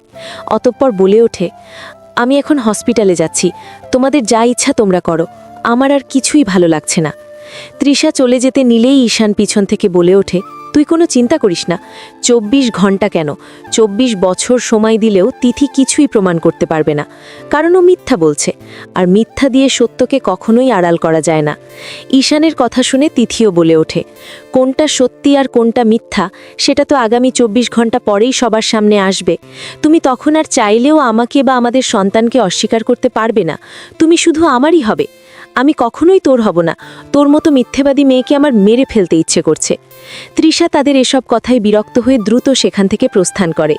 একটু এগিয়ে এসে একটা রিকশায় চড়ে হসপিটালের দিকে রওনা দেয়। তার মাথা কাজ করা বন্ধ করে দিয়েছে। এর মধ্যে হঠাৎ তার ফোনে একটা মেসেজ আসে। তৃষা ফোনটা বের করে দেখে কেউ মেসেজ লিখে রেখেছে, তোমার বোন একটা ঠক, তাকে কখনো বিশ্বাস করো না, ঈশান সত্য বলছে, তুমি ঈশানের পাশেই থাকো। মেসেজটা দেখে তৃষা হতভাগ হয়ে যায়। যেই নাম্বার থেকে মেসেজ এসেছে সেই নাম্বারে কলও দেয়, কিন্তু ফোন নট রিচেবল বলছে। তৃষার মনে শুধু একটা প্রশ্নই ঘুরতে থাকে, কে দিল এই মেসেজ? তৃষা হাসপাতাল থেকে আজ বেশ তাড়াতাড়ি বাড়ি ফিরল। তার শরীর আর মন দুটোর অবস্থাই ভালো না, তাই এমন সিদ্ধান্ত নিতে হলো। বাড়িতে ফিরেই তৃষা নিজের রুমে চলে গেল। শাওয়ার নিয়ে অতঃপর ঘুমানোর উদ্দেশ্যে বিছানায় গা এলিয়ে দিল। এমন সময় হঠাৎ করে তার ফোনে কল এলো। তৃষা বিরক্ত হয়ে ফোনটা রিসিভ করল। বিপরীত দিক থেকে একটা গম্ভীর পুরুষালী কণ্ঠস্বর ভেসে এলো। কেউ তাকে উদ্দেশ্য করে বলল, যদি আপনার বোন তিথির ব্যাপারে সকল সত্য কথা জানতে চান, তাহলে আজ রাতে আপনাদের বাড়ি থেকে কিছুটা দূরে যে পুরাতন ফ্যাক্টরিটা আছে সেখানে দেখা করবেন। তারপর সব সত্য আপনার সামনে প্রকাশিত হবে। আপনি কে? আর হ্যালো, শুনতে পাচ্ছেন? হ্যালো। বিপরীত দিক থেকে ফোনটা রেখে দেয়। তৃষারও কয়েকবার নাম্বারটায় কল করে, কিন্তু ফোন বন্ধ দেখায়। তৃষার ভ্রু কুঁচকে যায়। সে চুপচাপ বিছানায় এসে বসে। অতঃপর ভাবতে থাকে, আজ দেখা করতে যাওয়া কি উচিত হবে কি হবে না। তিথি পারভিন বেগমের কক্ষে উপস্থিত হয়েছে। পারভিন বেগমের উদ্দেশ্যে সে বলে চলেছে, আপনি তো সব সত্য জানেন, তাহলে প্লিজ ঈশানের সামনে সবটা বলুন না। পারভিন বেগম বলে ওঠেন, আমাকে এসবের মধ্যে কেন জড়াচ্ছ তুমি? এমনিতেই এই পরিবারে আমার অবস্থাটা নড়বড়, তার উপর এখন আমি কিছু বললেই যে ঈশান বিশ্বাস করবে তেমন তো নয়। কিন্তু এই বাচ্চাটা যে ঈশানের সেটা প্রমাণ করার জন্য এছাড়া তো আমার হাতে আর কোনো উপায় নেই। আপনি সবার সামনে বলুন না যে সেদিন আপনি আমাদের ঘনিষ্ঠ অবস্থায় দেখেছিলেন। পারভিন বেগম মনে মনে হিসাব করতে থাকেন যে তিনি কী করবেন। হঠাৎ তার মাথায় একটা বুদ্ধি আসে, তাই তিনি বলেন, তোমাকে কিছু করতে হবে না, তুমি শুধু চুপচাপ থাকো। 24 ঘন্টা পর এমনি এমনি তোমাকে বিশ্বাস করতে বাধ্য হবে। তৃষা মেসেজ অনুযায়ী রাতে একা একাই সেই পুরান ফ্যাক্টরিতে চলে এসেছে, কিন্তু এখানে সে কারো দেখাই পায়নি। বেশ বিরক্ত হয়ে কিছুক্ষণ পায়চারা করে ফিরে যেতে ধরে তৃষা। এমন সময় পেছন থেকেই কেউ তার নাম ধরে ডেকে ওঠে। তৃষা পেছন ফিরে তাকাতেই অবাক হয়ে যায়। তার চোখে মুখে বিস্ময়ের ছাপ স্পষ্ট হয়। অস্ফুট স্বরে বলে ওঠে, তুমি? হ্যাঁ, আমি তোমার সাথে যোগাযোগ করেছিলাম, কিন্তু তুমি এসব আমাদের পরিবারের ব্যাপারে এত কিছু কিভাবে জানলে? তোমার তো এসব কিছুর জানার কথা নয় আরমান। আরিফিন মৃদু হেসে বলে, আমি জানি, কারণ আমি তোমাদের বাড়ির খোঁজ খবর রাখি। তৃষার বেশ রাগ হয়। এই আরমান হলো পারভিন বেগমের ভাতিজা, মানে ভাইয়ের ছেলে। পারভিন বেগমের সাথে তৌহিদ খানের বিয়ের পর ছেলেটা বার কয়েক তাদের বাড়িতে ঘুরতে এসেছিল। এই ছেলেটাকে একদম পছন্দ নয় তৃষার। এর চোখের ভাষায় কেন জানি কোনো খারাপ কিছুর ইঙ্গিত দেয়। তবে তৃষার আজ কেন জানি ছেলেটার উপর বিশ্বাস করতে ইচ্ছে করছে। তাই সে আরমানকে জিজ্ঞেস করে, বল, কি জানো তুমি? আমি কি জানি সেটা না হয় পরেই বলবো, আগে তুমি আমার একটা প্রশ্নের উত্তর দাও। কি প্রশ্ন? তোমার কি নিজের বোন তিথির উপর একটিবারও সন্দেহ হয়নি? তা তো হয়েছিল।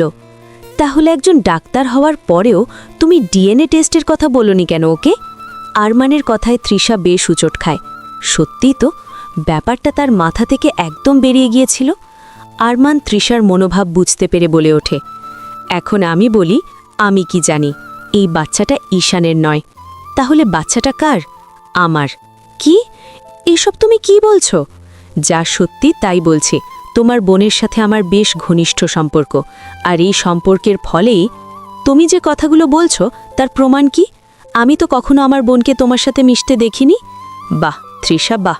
তোমার বোন যখন এসে বলল সে ঈশানের বাচ্চার মা হতে চলেছে, তখন তুমি এক বাক্যে তার কথা মেনে নিলে, তার কাছে কোনো প্রমাণও চাইলে না। আর আমি যখন সত্যটা বলছি তখন তোমার সেটা বিশ্বাস হচ্ছে না? না, হচ্ছে না, কারণ আমি তো তোমার সাথে তিথিকে কখনো মিশতে দেখিনি। ঈশানের সাথে তিথিকে মিশতে দেখেছ? হ্যাঁ, দেখেছি তো। ওরা সবসময় একে অপরের সাথে গল্প করত, আড্ডা দিত। আমি তো অনেকবার তিথিকে দেখেছি হাসতে হাসতে ঈশান ভাইয়ের গালে ঢলে পড়া। ঈশান ভাই এসবের কোনো প্রতিবাদই করত না। এবার আমার কাছে সবটা পরিষ্কার।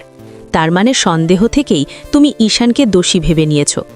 যাই হোক, তুমি এখন বাড়ি ফিরে যাও। আমার কথায় বিশ্বাস না করলে করো না নয়, তবে সত্য খুব শিগগিরই সবার সামনে আসতে চলেছে। তৃষার বিন্দুমাত্র অপেক্ষা না করে ফিরে আসতে লাগল।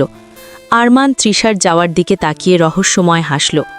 তৃষা ফিরে আসতে আসতে আরমানের বলা কথাগুলোই ভাবতে লাগল। তার মধ্যে এটা নিয়ে দ্বন্দ্ব চলছিল যে কোনটা সঠিক আর কোনটা ভুল। অনমনে গান গুনগুন করে গাইছিল তিথি। এমন সময় হঠাৎ করে ঈশান তার রুমে প্রবেশ করে। তিথিকে এভাবে নিশ্চিন্তে গান গাইতে দেখে ঈশানের মাথা গরম হয়ে যায়। সে তিথিকে এক প্রকার টেনে তোলে বিছানা থেকে। তিথি বলে ওঠে, এসব তুমি কি করছো ঈশান ভাই? চুপ থাক, তোকে দেওয়া 24 ঘন্টা সময় শেষ হয়ে গেছে। তুই কি এখন এমন কোনো প্রমাণ দেখাতে পারবে যাতে এটা প্রমাণিত হয় যে এই বাচ্চাটা আমার? তিথি কিছুই বলে না, কারণ তার হাতে সত্যিই কোনো প্রমাণ নেই। তিথিকে চুপ থাকতে দেখে ঈশানের রাগ আরও বেশি বেড়ে যায়। তাই সে তিথির হাত ধরে এক প্রকার টানতে টানতে নিচে নিয়ে যেতে থাকে। বাড়ির সবাই তখন ডিনারে ব্যস্ত। ঈশান তিথিকে নিয়ে এভাবে চলে আসায় সবার নজর এদিকে আসে। তৌহিদ খান উঠে দাঁড়িয়ে বলে, এসব হচ্ছেটা কি? ঈশান রাগে ফুসফুস করতে করতে বলে, তোমার মেয়েকে আমি 24 ঘন্টা সময় দিয়েছিলাম চাচু, আর বলেছিলাম এর মধ্যে প্রমাণ করে দিতে ওর গর্ভে যে সন্তান বেড়ে উঠছে সেটা আমার, কিন্তু তোমার মেয়ে সেটা পারেনি। তাই এবার শর্ত অনুযায়ী আমি ওকে এই বাড়ি থেকে বের করে দেব। তৌহিদ খান এক পলক তিথির দিকে তাকান, অতঃপর বলেন, তোমার যা খুশি করতে পারো। আমার কাছে এমনিতেও এই মেয়েটা মৃত।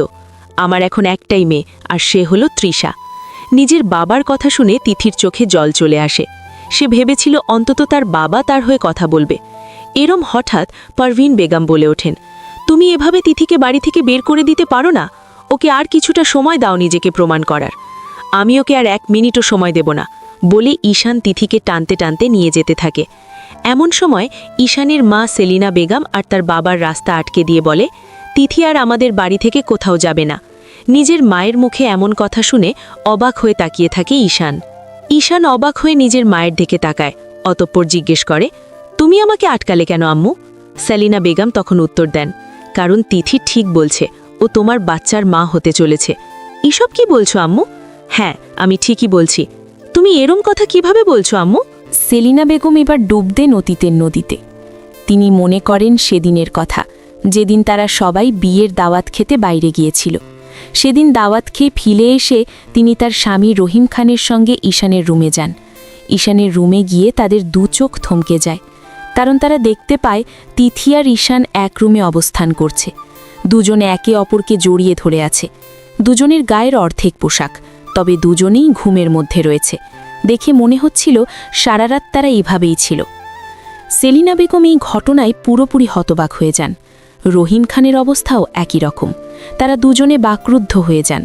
এর মধ্যে তিথির ঘুমটা ভেঙে যায়। তিথি উঠে এসে রুমের বাইরে আসে। তাকে দেখে মনে হচ্ছিল সে কোনো ঘরের মধ্যে ছিল।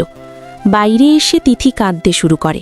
সে বলে ওঠে, আমি জানতাম না কিভাবে কি হয়ে গেল। কাল রাতে আমি আর ঈশান ভাই দুজনেই ভাত খেয়েছিলাম, সাথে জুস। জানি না, জুস খাওয়ার পর হঠাৎ করে আমার মাথা চক্কর দিয়ে ওঠে, আর তারপর আমি আর নিজের জ্ঞানেই ছিলাম না।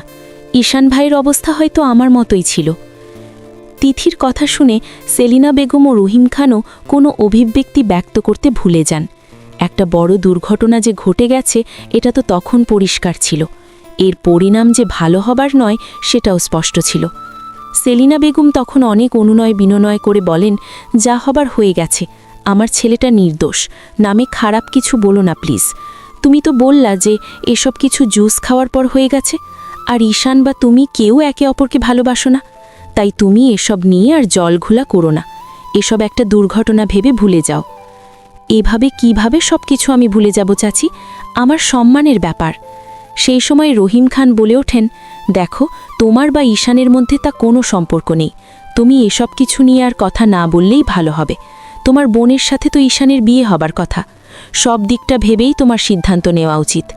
তার মানে আপনি বলতে চাইছেন আমার বোনের কথা ভেবে আমাকে নিজের সম্মানের কথা ভুলে যেতে হবে? আর যেটা হয়েছে সেটা মোটেও কোনো সাধারণ ঘটনা নয়। আমার সতীত্ব আমি হারিয়েছি। একটা মেয়ের কাছে এটা কোনো সাধারণ ব্যাপার নয়, সেটা আপনারাও খুব ভালো করেই জানেন। কিন্তু এতে ঈশানের তো কোনো দোষ নেই।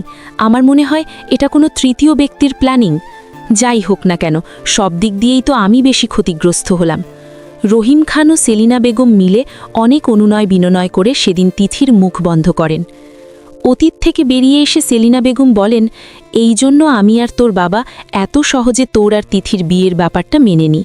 আমরা জানি ঈশান যে তোর কোনো রকম কোনো ভুল ছিল না, কিন্তু তবুও যা কিছুই হয়েছে তাতে তো না চাইলেও তোকেই এবার বহন করতে হবে। ঈশান চিৎকার করে বলে ওঠে, আমি মানি না এসব কিছু। ও মিথ্যে বলছে। ও যাই বলুক, আমি মানি না যে এমন কিছু হয়েছে। যতই আমি নেশার মধ্যে থাকি না কেন, যদি এমন কিছু হতো তাহলে আমার কিছুটা হলেও তো আবঝা মনে থাকতো, কিন্তু আমার তো কিছুই মনে নেই। এখান থেকে স্পষ্ট যে এটা পুরোপুরি আমাকে ফাঁসানো হয়েছে। তিথি বলে, আমি তোমাকে কোনোভাবেই ফাঁসাইনি। এসব সত্যি। তোমার আর আমার মধ্যে সেদিন। চুপ কর তুই। আমি জানি তুই এসব মিথ্যে কথা বলছিস। এসব তোর পরিকল্পনা, তাই না? তোকে তো আমি। তৃষা এর মধ্যে বাড়িতে এসে উপস্থিত হয়। তৃষা এসেই সবার দৃষ্টি আকর্ষণ করে বলে, তোমরা সবাই থামো। এতদিন ধরে অনেক নাটক হয়েছে। সত্যটাকে অনেকভাবে গোপন করা হয়েছে। অনেক নাটক হয়েছে, তবে আর নয়। এবার সব সত্য সামনে আসার পালা।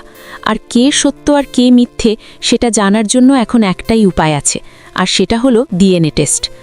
তিথি ও ঈশান দুজনেই তৃষার দিকে তাকায়। ঈশান বলে ওঠে, হ্যাঁ, ঠিক বলেছিস তুই। এবার ডিএনএ টেস্ট করাতেই হবে, তাহলে সব সত্য সামনে আসবে।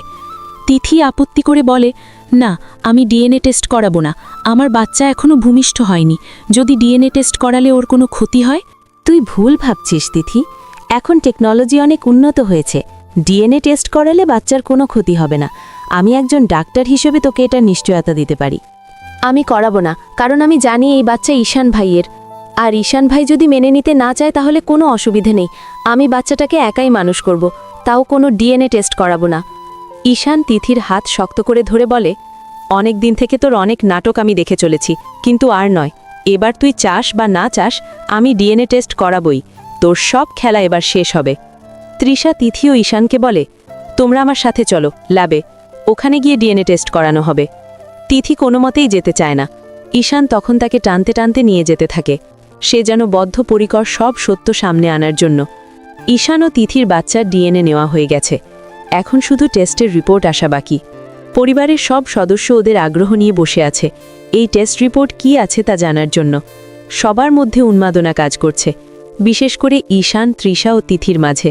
এর মধ্যে একজন লোক ডিএনএ টেস্টের রিপোর্ট নিয়ে হাজির হন।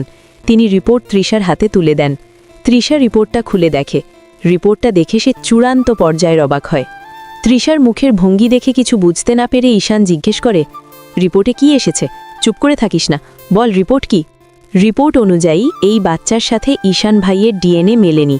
এর মানে বাচ্চাটা ঈশান ভাইয়ের নয় কোনো মতেই। তৃষার কথায় যেন পুরো বাড়িতে ছোটখাটো একটা ভূমিকম্প হয়ে গেল। ঈশানের মুখে তৃপ্তির হাসি ফুটে উঠল। এতদিনে সে নিজের নিরপরাধিতার প্রমাণ দিতে পারল। ঈশানের মা বাবাও অবাক হয়ে গেলেন কথাটা শুনে। তবে সবথেকে যে বেশি অবাক হয়েছে সে হলো তিথি। তার মুখের ভঙ্গিমাই প্রমাণ করে দিচ্ছে সত্যিটা জেনে সে কতটা অবাক হয়েছে। তিথি চট করে বলে ওঠে, এটা হতে পারে না, এই রিপোর্ট সম্পূর্ণ মিথ্যে এবং ভিত্তিহীন। ঈশান রেগে বলে, ব্যাস, অনেক হয়েছে তোর নাটক। এখন তো সবার সামনে সব সত্য এসে গেছে, এখন আর এসব নাটক করে কোনো ফায়দা হবে না। তৃষা তাদের মাঝখানে বলে ওঠে, এখনও তো সব সত্য সামনে আসেনি, এখনও অনেক কিছু জানা বাকি আছে। তৃষার বাবা তৌহিদ খান জিজ্ঞেস করেন, আর কি সত্য জানা আছে? আমাদের আর কি লুকিয়েছে ডাইনি মেয়েটা? সেলিনা বেগমও বলে ওঠেন, তিথি যে এত খারাপ কাজ করবে আমি ভাবতেও পারিনি।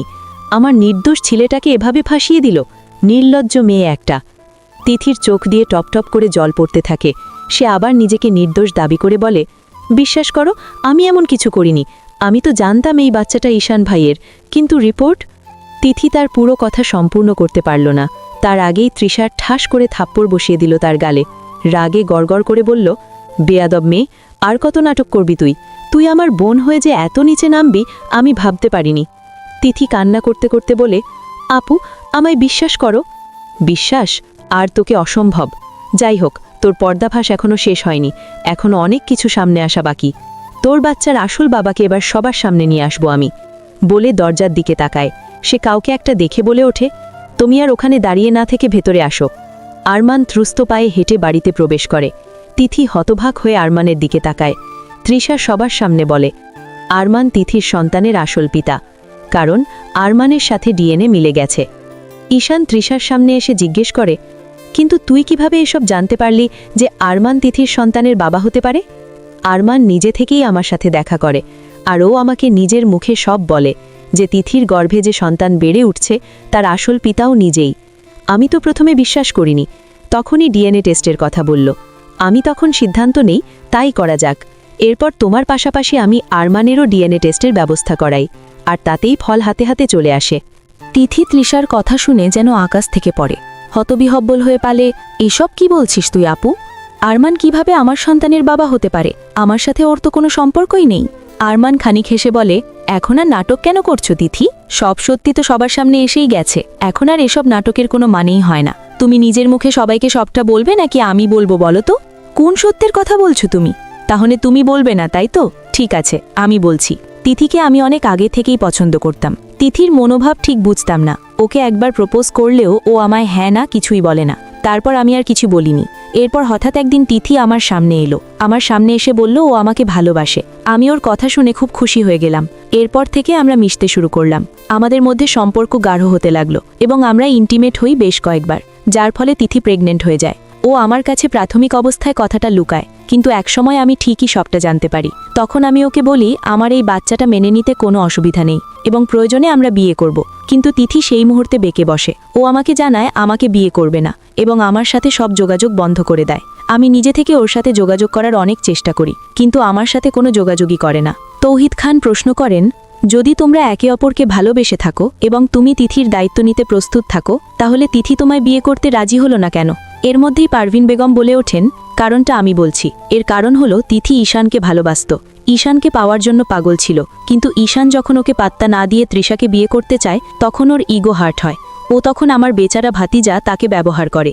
এরপর যখন ও জানতে পারে ও প্রেগনেন্ট হয়ে গেছে তখনই সুযোগটাকে ব্যবহার করে। তোমরা সবাই যেদিন বাড়িতে ছিলে না সেদিন সুযোগ বুঝে ঈশানকে জুসের সাথে মদ মিশ্রিত খাইয়ে সবার সামনে একটা মিথ্যা নাটক সাজায়। তারপর ঈশানও জেদে পরিণত হয়েছিল, আর ওকে পাওয়ার জন্য তিথি এভাবে নিচে নামে। তিথি চিৎকার করে বলে ওঠে, এসব কিছু মিথ্যে। পারভিনানকে আপনি মিথ্যে কেন বলছেন? আপনি তো সব জানেন। হ্যাঁ, আমি আগে থেকেই সব জানতাম। আমারই ভুল ছিল যে আমি সত্যিটা কাউকে বলিনি। তৌহিদ খান রাগী গলায় পারভিন বেগমকে জিজ্ঞেস করেন, যদি জেনেই থাকো তাহলে আমাদের সবার থেকে এতদিন সত্য লুকিয়েছ কেন? আর তুমি তো তিথিকে সাপোর্টও করেছ।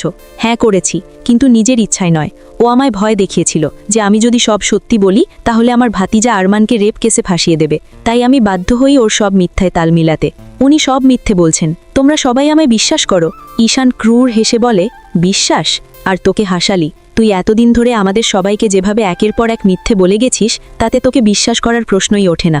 আজ যখন সব সত্য প্রমাণ হয়ে গেল তখন আমি আর এই সম্পর্ক বয়ে বেড়াবো না। আমি তোকে তালাক দিতে চাই। তিথির চোখ দিয়ে জল পড়তে থাকে। ইতিমধ্যে তাদের বিয়ের 6 মাস হয়ে গেছে, তাই তালাক হতে আর কোনো অসুবিধা হবে না। তিথি কিছুই বলছিল না। এর মধ্যে ঈশান আবার বলে, তিথি যা করেছে তার জন্য শাস্তি ডিজার্ভ করে। তৌহিদ খান বলেন, হ্যাঁ, আর ওর শাস্তি হলো ওকে আজই আমি ত্যাগ করলাম। ওর সাথে এই বাড়ির আর কারোর কোনো সম্পর্ক থাকবে না। ও আজ থেকে আমাদের সবার কাছেই মৃত। আব্বু চুপ, আমরা তোর কেউ না। তিথি শুধু কেঁদে চলেছে। তৃষা আরমানের উদ্দেশ্যে বলে, তুমি ওকে নিজের সাথে করে নিয়ে যাও। আজ থেকে ও এ বাড়ির কেউ না। আরমান তিথির হাত ধরে তাকে নিয়ে যেতে চায়। তিথি হাত ছাড়িয়ে বলে, তোমরা বিশ্বাস করো আমাকে ফাঁসানো হয়েছে। আজ না কিছু বলা হয়েছে, সব মিথ্যে। আমার সাথে না আরমানের সম্পর্ক ছিল আর না আমি কাউকে ফাঁসিয়েছি। আমার মনে হয় আমার বিরুদ্ধে কোনো ষড়যন্ত্র হয়েছে। তোমরা প্লিজ আমাকে নিজেকে প্রমাণ করার একটা সুযোগ দাও। ঈশান বলে, অনেক নাটক হয়েছে, আর না, এবার যা নাটক করার বাড়ির বাইরে গিয়ে কর। আরমান তিথির হাত ধরে টানতে টানতে তাকে নিয়ে যেতে থাকে, আর তিথি শুধু কাঁদতে থাকে আর চিৎকার করে বলতে থাকে তাকে ফাঁসানো হচ্ছে। তিথি বিষাদ মনে বসে আছে। কাঁদতে কাঁদতে তার চোখের সব জল শুকিয়ে গেছে। নিজের জীবনের হঠাৎ বদলে যাওয়া সমীকরণের হিসাব মিলাতে সে সম্পূর্ণ ব্যর্থ। তিথির এসব ভাবনার মধ্যেই হঠাৎ রুমের দরজা খুলে আরমানের আগমন ঘটে। আরমানকে দেখার মতোই তিথির রাগ তীব্র বেড়ে যায়। ক্ষিপ্ত বাঘিনীর মতো সে ছুটে যায় আরমানের দিকে। আরমানের শার্টের কলার খামচি ধরে বলে ওঠে, তুমি কেন আমায় এই রুমে বন্দি করে রেখেছ? আমাকে এখান থেকে যেতে দাও বলছি। এজন্যেই বলে, লোকের ভালো করতে নেই। আমি তো তোমার ভালোর জন্যেই তোমাকে এখানে নিয়ে এসেছি। তোমার পরিবারের লোকজনই তোমায় দূরে ঠেলে দিয়েছে। এমনটা নয়, আমি ওদের বোঝালে ওরা ঠিকই সবটা বুঝবে। কথা বলতে গিয়ে বারবার তিথির বুকটা কেঁপে ওঠে। আরমান তা দেখে কুৎসিত হেসে বলে, এতটুকু কথা বলতেই তোমার কণ্ঠ এত কাঁপছে? আর সবার সামনে কিভাবে কি বলবে? তুমি আর তোমার ফুপি মিলে আমায় ফাঁসিয়েছ, তাই না? একদম ঠিক ধরেছ তুমি। তবে আফসোস, বুঝতে একটু দেরি হয়ে গেল। কেন করলে তোমরা এমন? সম্পত্তির জন্য? সেটা একটা কারণ অবশ্যই, তবে আমার কাছে আরও বড় একটা উদ্দেশ্য আছে, আর সেটা হলো তোর অহংকার চূর্ণ করা। কতবার তোকে আমি নিজের প্রেম নিবেদন করেছি, মনে আছে তোর? কিন্তু তুই দেমাগ দেখিয়ে আমাকে ফিরিয়ে দিয়েছিস। তার ফল তো তোকে পেতেই হতো। এখন দেখ তোর সব দেমাগ কিভাবে বের করে দিলাম। তিথির বুক চেড়ে কান্না বের হয়, কিন্তু সে নিজেকে সামলায়। এখন কিছুটা ভেঙে পড়লে চলবে না, তাকে সমস্ত সত্যিটা জানতেই হবে। সত্য জানার উদ্দেশ্যে তিথি জিজ্ঞেস করে, বল, তুমি কি করেছো আমার সাথে? আমার গর্ভে তোমার বাচ্চা কিভাবে আসতে পারে? আরমান বিকট হাসি দেয়, অতঃপর নিজের সব কুকর্মের কথা বলতে থাকে। যেদিন তোমাদের বাড়ির সবাই দাওয়াত খেতে গিয়েছিল সেদিন শুধু তুমি, ফুপু আর ওই ঈশান বাড়িতে ছিল। আমি ফুপুর মাধ্যমে কথাটা জানতে পারি। ব্যাস, আমার মাথায় একটা প্ল্যান চলে আসে। আমি সেদিন তোমাদের বাড়িতে চলে যাই। সেদিন রাতে তোমাদের বাড়িতে গিয়ে আমি শুনতে পাই তুমি ওই ঈশানের রুমে গিয়ে ওকে নিজের মনের কথা জানাচ্ছ যে তুমি ওকে ভালোবাসো। আমার সেই সময় কি রাগ হচ্ছিল সেটা বলে বোঝাতে পারবো না। তারপর ঈশান যখন তোমায় প্রত্যাখ্যান করে আর তুমি কাঁদতে কাঁদতে রুম থেকে বের হয়ে আসো, আমি তখন পৈশাচিক আনন্দ পাই। যাই হোক, এরপর আমি ফ্রিজ থেকে জুস বের করে সেই জুসে অ্যালকোহল মিশিয়ে দেই। তুমি যখন ফ্রিজ খুলে সেই জুসটা খাও তখন আমি পাশ থেকে এসব দেখছিলাম। ঈশান তখন বাইরে বেরিয়েছিল কোনো কাজে। সেই সুযোগটাকে আমি কাজে লাগাই। তোমার নেশার সুযোগ নিয়ে তোমাকে একটা রুমে নিয়ে যাই। আর তারপর তিথি চিৎকার করে উঠে এবং আরমানের বুকে জোরে জোরে আঘাত করতে করতে বলে, শয়তান, তুই এমন করতে পারলে কিভাবে? আমি তো কিছুই করিনি বেবি, যা হয়েছে আমাদের দুজনের মতেই হয়েছে। নেশায় থাকার কারণে তুমি আমাকে ঈশান ভাবছিলে, বারবার বলছিলে ঈশান আমাকে ছেড়ে যেও না, আমি তোমাকে খুব ভালোবাসি। আর আমিও ঠিক এই সুযোগকেই কাজে লাগাই। তিথির ভীষণ কান্না পায়। নিজের সাথে হয়ে যাওয়া অন্যায়গুলোর কথা শুনে কাঁদতে কাঁদতে সে মেঝেতে বসে পড়ে। এদিকে আরমান বলতে থাকে, জানো এরপর কি হয়? তোমাকে ভোগ করা শেষ করে আমি ফুপুর কাছে যাই, ফুপুর কাছে সবটা জানাই। ফুপু প্রথমে তো খুব রাগারাগি করে, তবে পরে সেই সুযোগেই কাজে লাগাতে চায়, কারণ তার অনেক দিনের উদ্দেশ্য তোমার বাবার সব সম্পত্তি একা দখল করা। কিন্তু তোমার বাবা তো সব তোমাদের দু বোনের নামে করতে চায়, তাই তোমাকে তোমার বাবার চোখে খারাপ প্রমাণ করার জন্য আমি আর ফুপু মিলে আরও গভীর পরিকল্পনা করি। ঈশান ফিরে এলে ফুপু তাকে খাবার খেতে দেয়। সেই খাবারে ঘুমের ওষুধ মেশানো ছিল, যা খেয়ে ও রুমে যেতে গভীর ঘুমে আচ্ছন্ন হয়। তারপর আমরা দুজন মিলে তোমাকে ঈশানের রুমে অর্ধনগ্ন অবস্থায় রেখে আসি।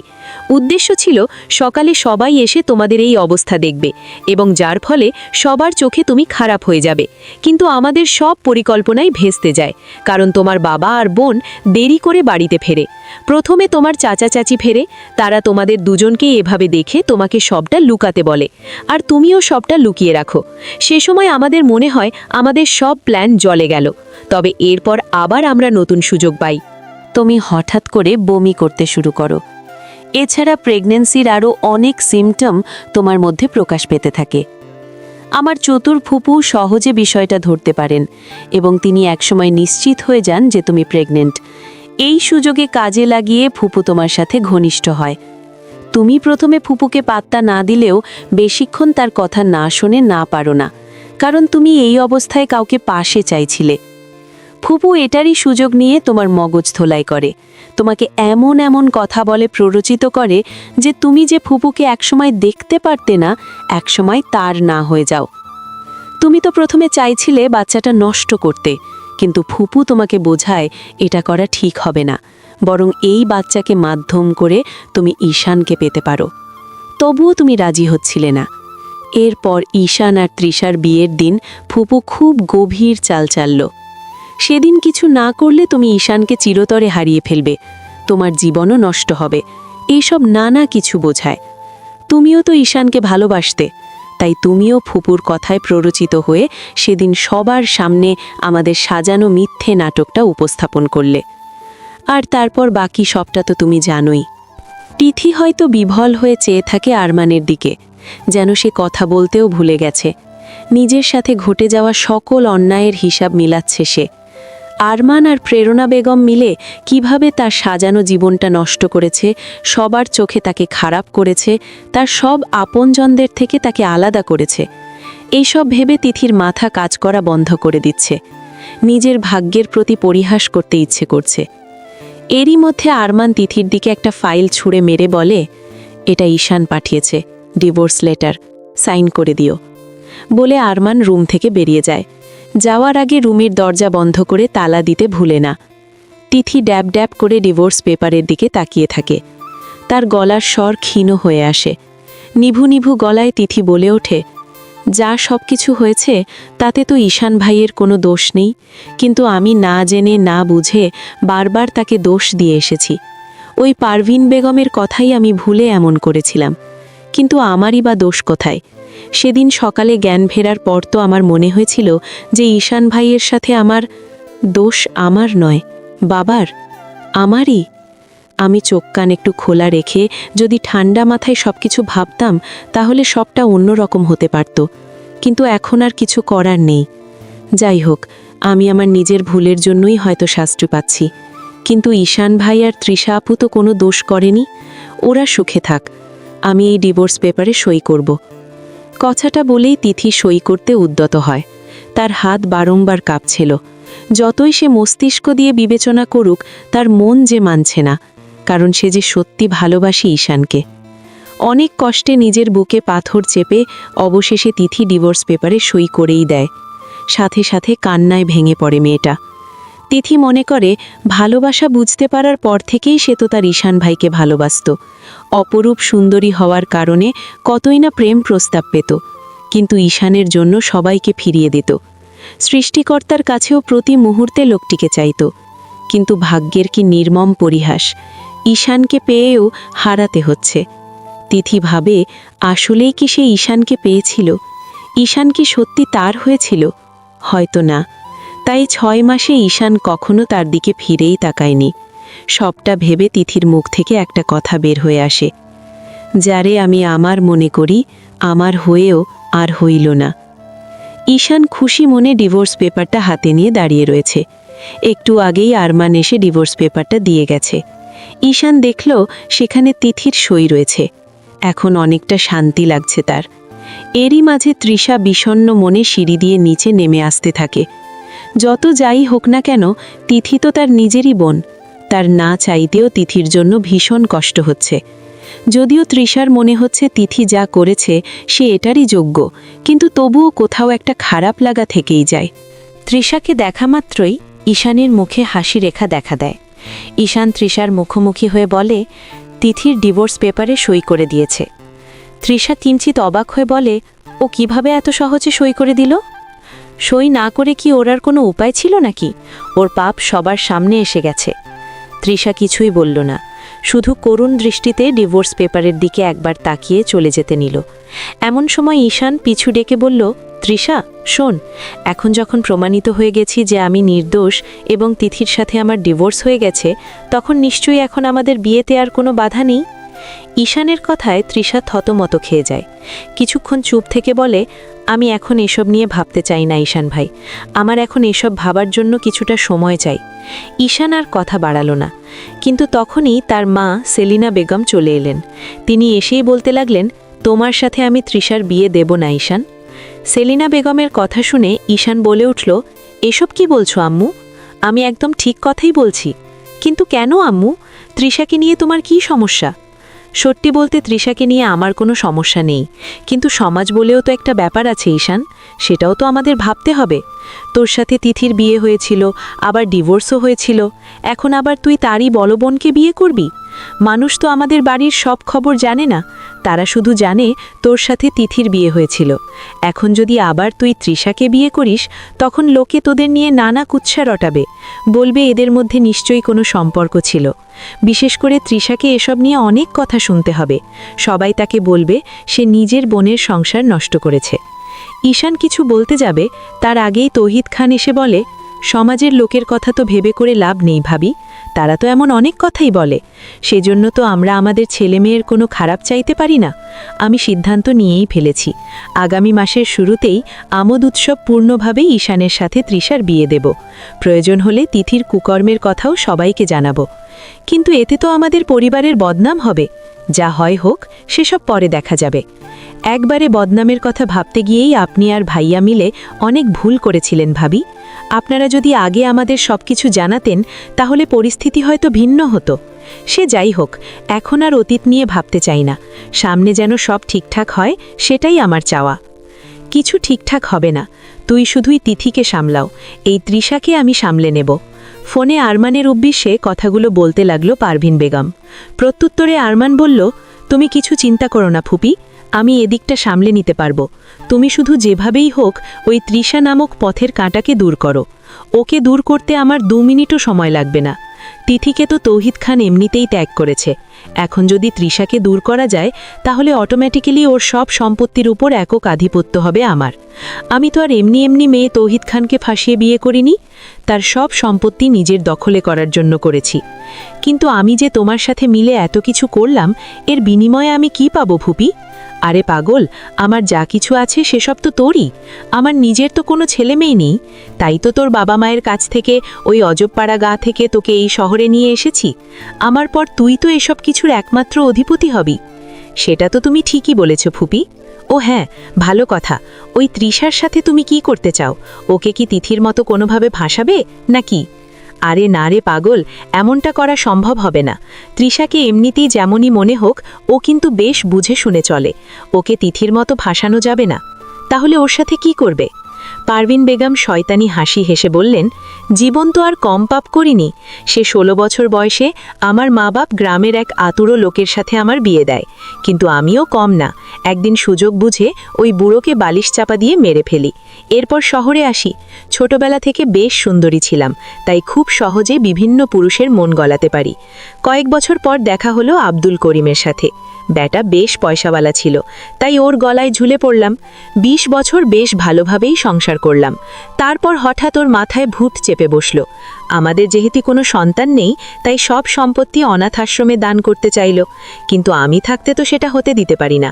তাই সুযোগ বুঝিয়ে অতিরিক্ত ঘুমের ওষুধ মিশিয়ে খাইয়ে ওটাকেও টপকে দিলাম। আর সবাই ভাবল স্বাভাবিক মৃত্যু। এরপর তো ওর ধনী বন্ধু তৌহিদ খানের গলায় ঝরলাম। তো এখন আমি ভাবছি, জীবনে 2টো খুন যখন করলামই, তাহলে আরেকটা করতে তো কোনো অসুবিধা নেই।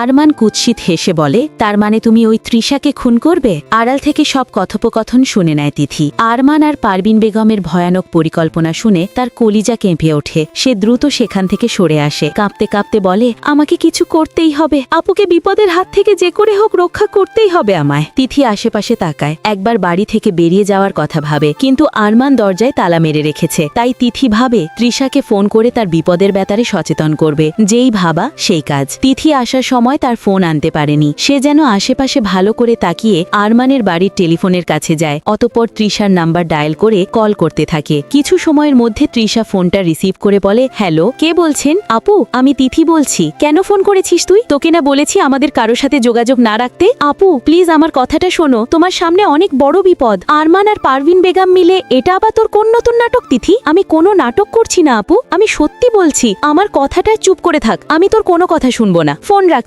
বলেই তৃষা ফোনটা কেটে দেয়। তিথির প্রতি ভীষণ রাগ হচ্ছে তার। এদিকে তিথি ভীষণ অস্থির হয়ে যায়। যে করে হোক আগত বিপদ থেকে তার তৃষাকে উদ্ধার করতে হবে, তাই সে আবার তৃষাকে ফোন করতে উদ্যত হয়। এমন সময় আরমান সেখানে এসে উপস্থিত হয়। তিথির দিকে রাগের দৃষ্টিতে তাকিয়ে হুঙ্কার দিয়ে বলে, কি করছো তুমি এখানে? ভয়ে তিথির হাত থেকে টেলিফোন পড়ে যায়। আরমানের দিকে তাকাতেই সে আরো বেশি ভয় পেয়ে যায়। আরমান রাগে ফুসফুস করতে করতে তার দিকে এগিয়ে আসে। তিথি খুব সহজেই বুঝতে পারল আজ তার সাথে খুব ভয়ানক কিছু ঘটতে চলেছে। আরমানের দিকে এগিয়ে এসে তার গায়ে হাত তুলতে চায় আরমান, কিন্তু গায়ে হাত তোলার পূর্বেই তিথি শক্ত করে আরমানের হাতটা ধরে নেয়। আরমান রেগে হাত ছাড়িয়ে নেওয়ার চেষ্টা করে। তিথি পাশে থাকা টেবিলের ওপর থেকে ফুলদানিটা হাতে তুলে নেয়। আরমান কিছু করার আগেই তার মাথায় সজোরে আঘাত করে। আরমান মাথায় হাত দিয়ে নিজে পড়ে যায়। তিথি ঠিক এই সুযোগটাকে কাজে লাগিয়ে আরমানের পকেট থেকে খুব চতুরতার সাথে গেইটের চাবি বের করে নেয়। অতঃপর দ্রুত দৌড়ে গিয়ে দরজাটা খুলে বাইরে বেরিয়ে যায়। তারপর যত দ্রুত সম্ভব দৌড় দেয়। 7 মাসের বাচ্চা পেটে নিয়ে দৌড়াতে যদিও তার খুব অসুবিধে হচ্ছিল, কিন্তু নিজেকে বাঁচানোর জন্য সে প্রাণপণে দৌড় দেয়। এদিকে আরমানও কিছুক্ষণের মধ্যে উঠে দাঁড়িয়ে তিথির পেছনে যেতে থাকে। তিথি নিজের সর্বশক্তি দিয়ে দৌড়াতে থাকে। মাঝখানে হাঁপিয়ে গিয়ে কবার দমও নেয়। একটি সিএনজির কাছে যায়। হাঁপাতে হাঁপাতে বলে,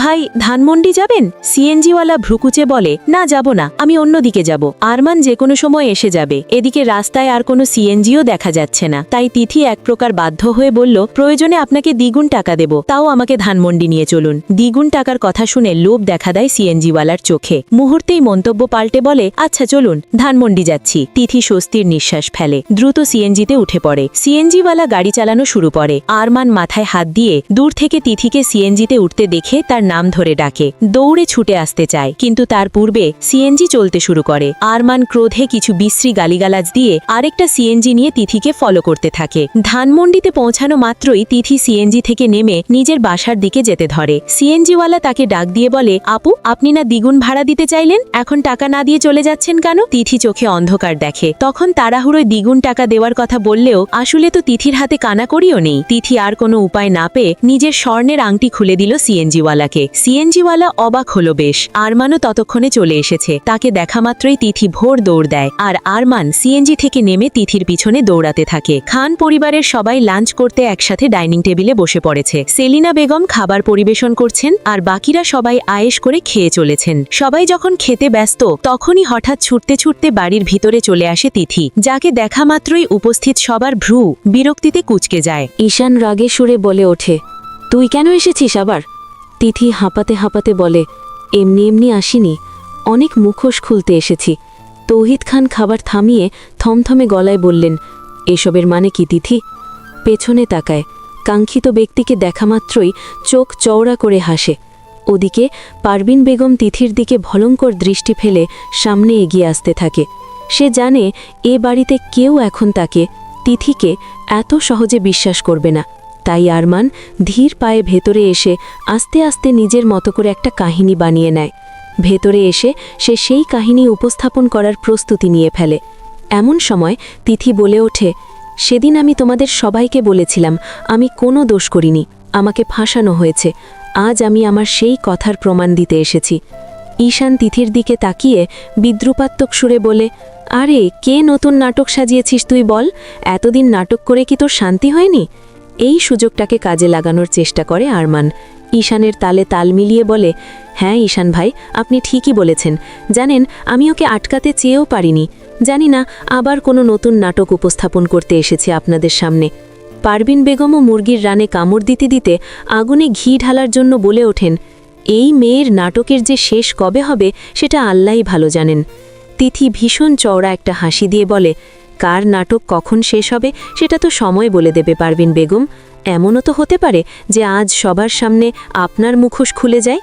তিথির কথা শুনে ভেতরে ভেতরে বেশ ভয় পেয়ে গেলেন পারভিন বেগম। তবে সেই ভয়কে দমিয়ে রেখে বললেন, এই মেয়ে, এই তোমার সাহস তো মন্দ নয়, তুমি আমার নাম মুখে নিচ্ছ। সত্যি বলতে আপনার নাম মুখে নিতে আমার ঘৃণা হচ্ছে। আপনার মতো নিকৃষ্ট মহিলাকে তো। কথা সম্পূর্ণ করতে পারল না তিথি। এর মধ্যে তৌহিদ খান খাবার টেবিলে জোরে শব্দ করে বলে উঠলেন, ব্যাস, অনেক হয়েছে। আমার সামনে আমার স্ত্রীকে একদম অপমান করবে না। তোমার গুণধনের স্ত্রীর কাণ্ড আগে শোনো আব্বু, তারপর না হয় যা মন্তব্য করার করো। তিথি আরও একবার দরজার দিকে তাকায়। হ্যাঁ, ওনারা এসে গেছেন। এতক্ষণ এজন্যই নানাভাবে কথা বাড়াচ্ছিল তিথি। সিএনজিতে করে আসার সময় সিএনজিওয়ালা থেকে তার ফোনটা নিয়ে পুলিশকে খবর দিয়েছিল। অতঃপর তাদেরকে আসতে বলেছিল তাদের বাড়ির ঠিকানায়। পুলিশকে আসতে দেখেই তিথি বলে ওঠে, এবার আপনাদের সব কুকর্ম সামনে আসার পালা। কথাটা বলেই নিজের আঁচলের মধ্যে লুকিয়ে রাখা একটি ক্যামেরা বের করে তিথি। ক্যামেরাটার দিকে তাকাতেই আরমানের চক্ষু চড়ক গাছ হয়। এটা তো তারই ক্যামেরা। আসলেই ফটোগ্রাফির নেশা আছে আরমানের, তাই ক্যামেরাটা সবসময় তার রুমেই থাকে। তিথি আরমানের ভোঁতা মুখের দিকে তাকিয়ে বলে, কি ভাবছো তুমি? আমি কিভাবে এটা পেলাম? আমাকে এতটাও বোকা ভেবো না। তোমার রুমে যখন তুমি আমায় বন্দি করে রেখেছিলে তখনই আমি এটা পেয়েছি। আর তোমার আড়ালে ক্যামেরাটা লুকিয়ে রেখে সেদিন আমাদের রুমে তোমার সব কথা স্বীকারোক্তি রেকর্ড করেছি।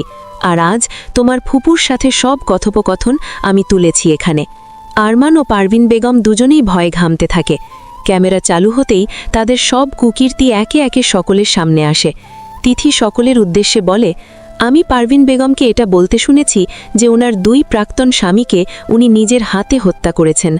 আপনারা ওনাকে নিয়ে গিয়ে জিজ্ঞাসাবাদ করলে সব সত্য জানতে পারবেন।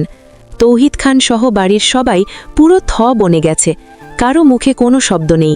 ষড়যন্ত্রের জাল যে এত গভীর ছিল সেটা কেউ হয়তো কল্পনাও করতে পারেনি। তৌহিদ খান ভীর পায়ে এগিয়ে এলেন পারভিন বেগমের দিকে। শক্ত হাতের থাপ্পড় বসিয়ে দিলেন তার গালে। ক্রোধে কাঁপতে কাঁপতে বললেন, তুমি এতটা নীচ আমি ভাবতেও পারিনি। তোমার অসহায় অবস্থার কথা ভেবে আমি তোমায় বিয়ে করেছিলাম, আর আজ তুমি তার এই প্রতিদান দিলে। আমার মেয়েদের ক্ষতি করতে চেয়েছ, এমনকি আমার বন্ধুর খুনিও তুমি। কজন মহিলা পুলিশ এসেছিল, যারা পারভিন বেগমের কাছে এসে তাকে গ্রেফতার করেন। আরমানকেও গ্রেফতার করে নিয়ে যাওয়া হয়। তিথি সব প্রমাণও পুলিশের হাতে তুলে দেয়। পুলিশ তাদের দুজনকে নিয়ে গেলে সবাই তিথির দিকে তাকায়।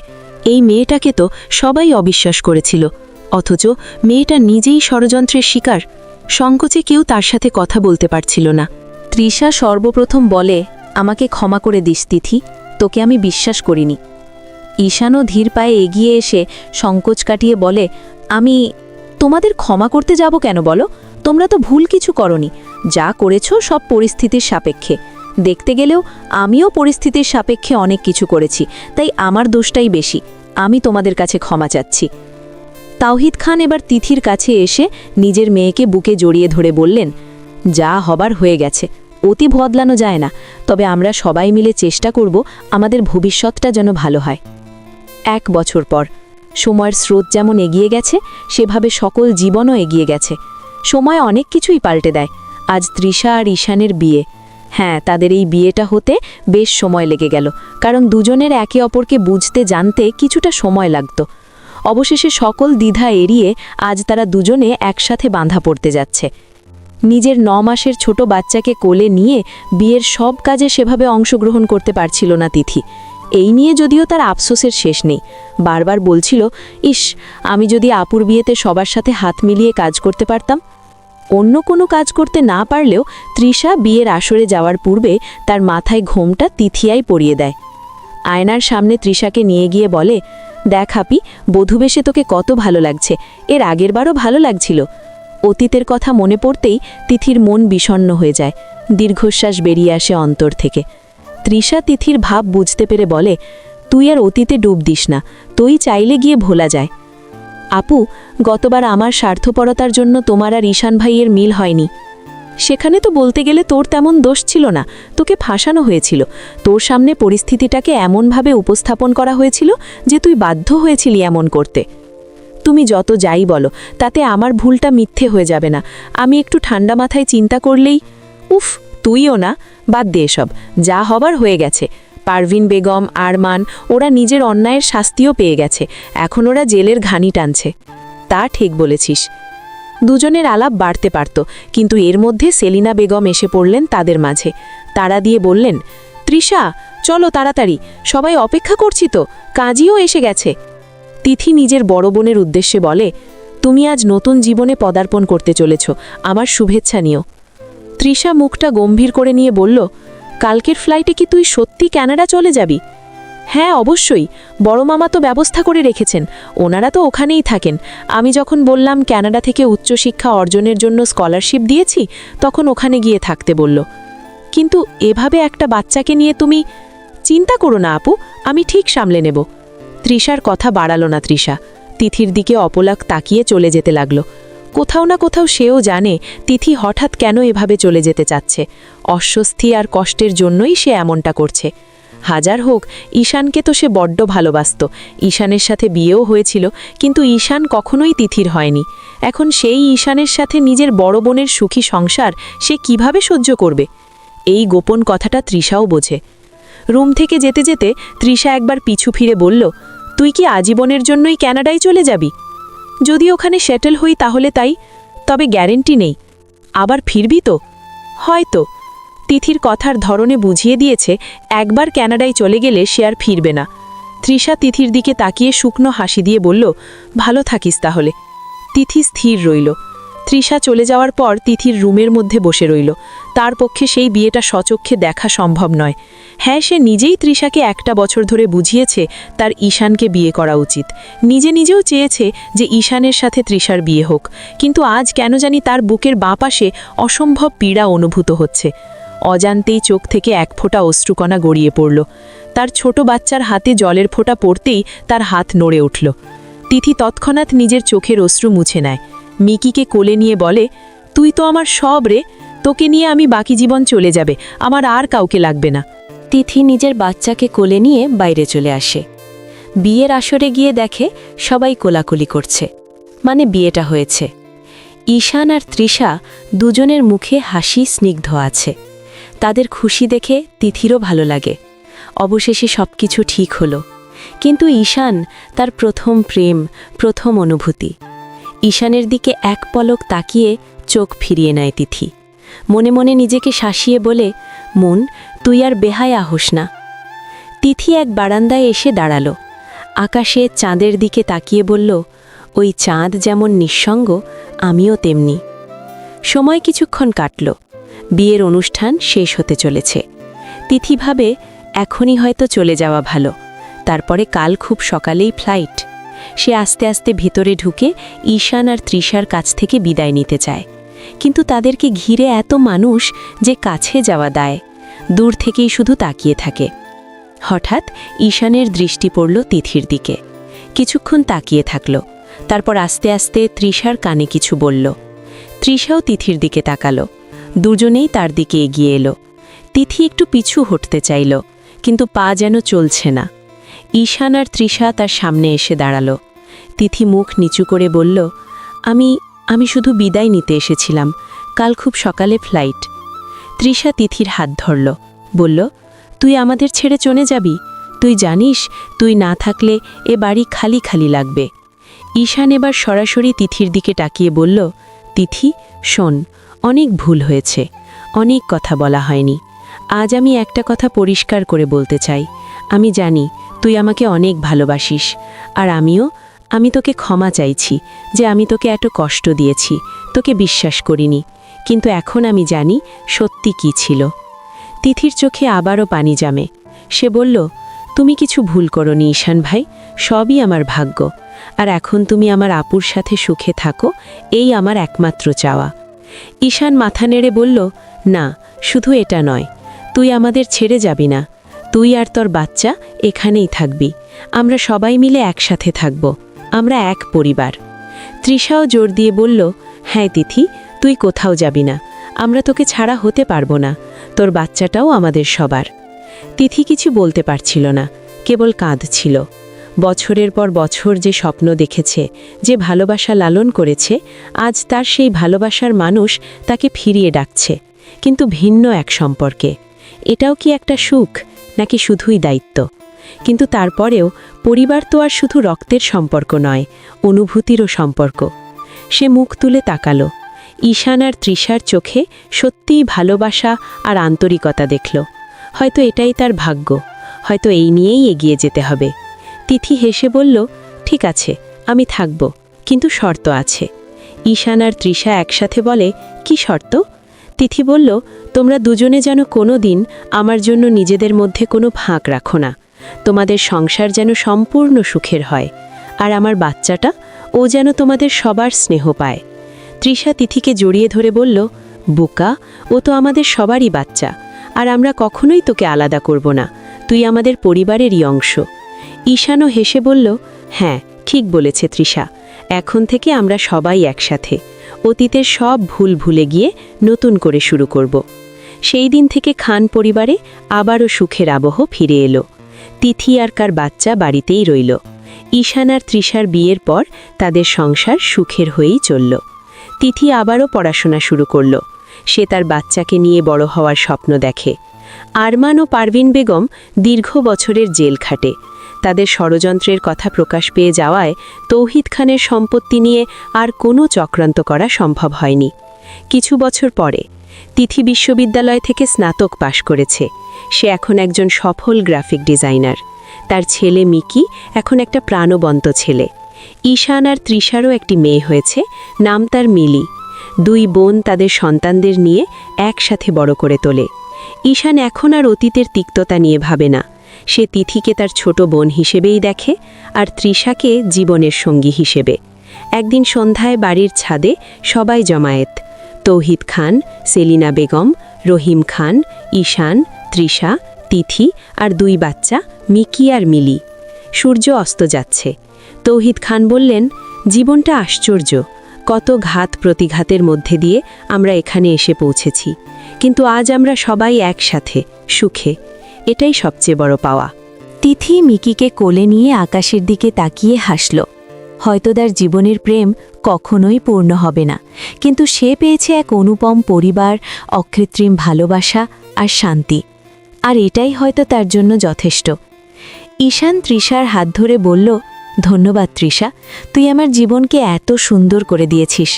তৃষা হেসে বলল, আমরা সবাই মিলেই তো একে অপরের জীবন সুন্দর করেছি।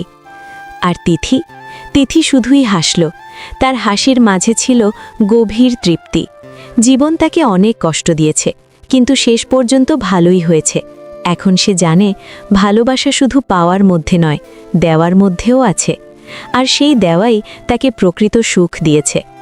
সবাই যখন ছাদে বসে সন্ধ্যার শান্তি উপভোগ করছে, তখন হঠাৎ মিকি তিথির কানে কানে কিছু বলল। তিথির মুখে এক অদ্ভুত হাসি ফুটে উঠল। সে উঠে দাঁড়ালো এবং সবাইকে উদ্দেশ্য করে বলল, আমি একটা ঘোষণা দিতে চাই। সবাই অবাক হয়ে তিথির দিকে তাকালো। তৌহিদ খান মৃদু হেসে বললেন, কি ঘোষণা দিবি মা? তিথি গভীর শ্বাস নিয়ে বলল, আমি কানাডায় যাচ্ছি না। আসলে আমি যাওয়ার টিকিট ক্যান্সেল করে দিয়েছি কয়েকদিন আগেই। সবাই একসাথে বলে উঠল, কি? তৃষা দ্রুত উঠে দাঁড়িয়ে বলল, মানে তুই যাচ্ছিস না? কিন্তু তুই তো। ঈশানও বিস্মিত হয়ে তাকালো। তিথি হাসি মুখে বলতে লাগল, আমি ভেবেছিলাম এখানে থেকে আমি হয়তো তোমাদের সুখে বাধা হব।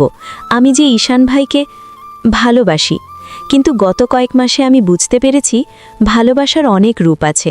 তোমরা আমাকে যে ভালোবাসা দিয়েছ, যে পরিবার দিয়েছ, সেটা পাওয়ার জন্য আমি কৃতজ্ঞ।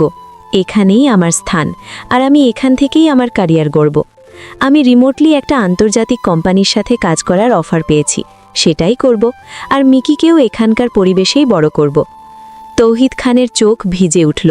তিনি বললেন, মা, তুই জানিস তুই এই সিদ্ধান্ত নেওয়ায় আমি কত খুশি। সেলিনা বেগমও বললেন, আমরা সবাই তোকে চেয়েছি আমাদের কাছেই রাখতে, কিন্তু তোর ইচ্ছার উপর চাপ দিতে চাইনি। তৃষা এসে তিথিকে জড়িয়ে ধরে বলল, তুই জানিস তুই না থাকলে আমাদের কি খালি লাগতো। ঈশান এগিয়ে এসে বলল, তিথি, তুই অনেক বড় হ, আমি তোর জন্য গর্বিত। তিথির চোখেও পানি এসে গেল। সে বলল, ধন্যবাদ সবাই। আমার আর একটা ঘোষণা আছে। সবাই আগ্রহী হয়ে উঠল। তিথি বলল, আমি একটা এনজিও খুলব। যেসব মেয়েরা আমার মতো ভুলবশত বা ষড়যন্ত্রের শিকার হয়ে বিপদে পড়ে তাদের সাহায্য করার জন্য, তাদের আইনি সহায়তা, মানসিক স্বাস্থ্য সেবা দেওয়ার জন্য।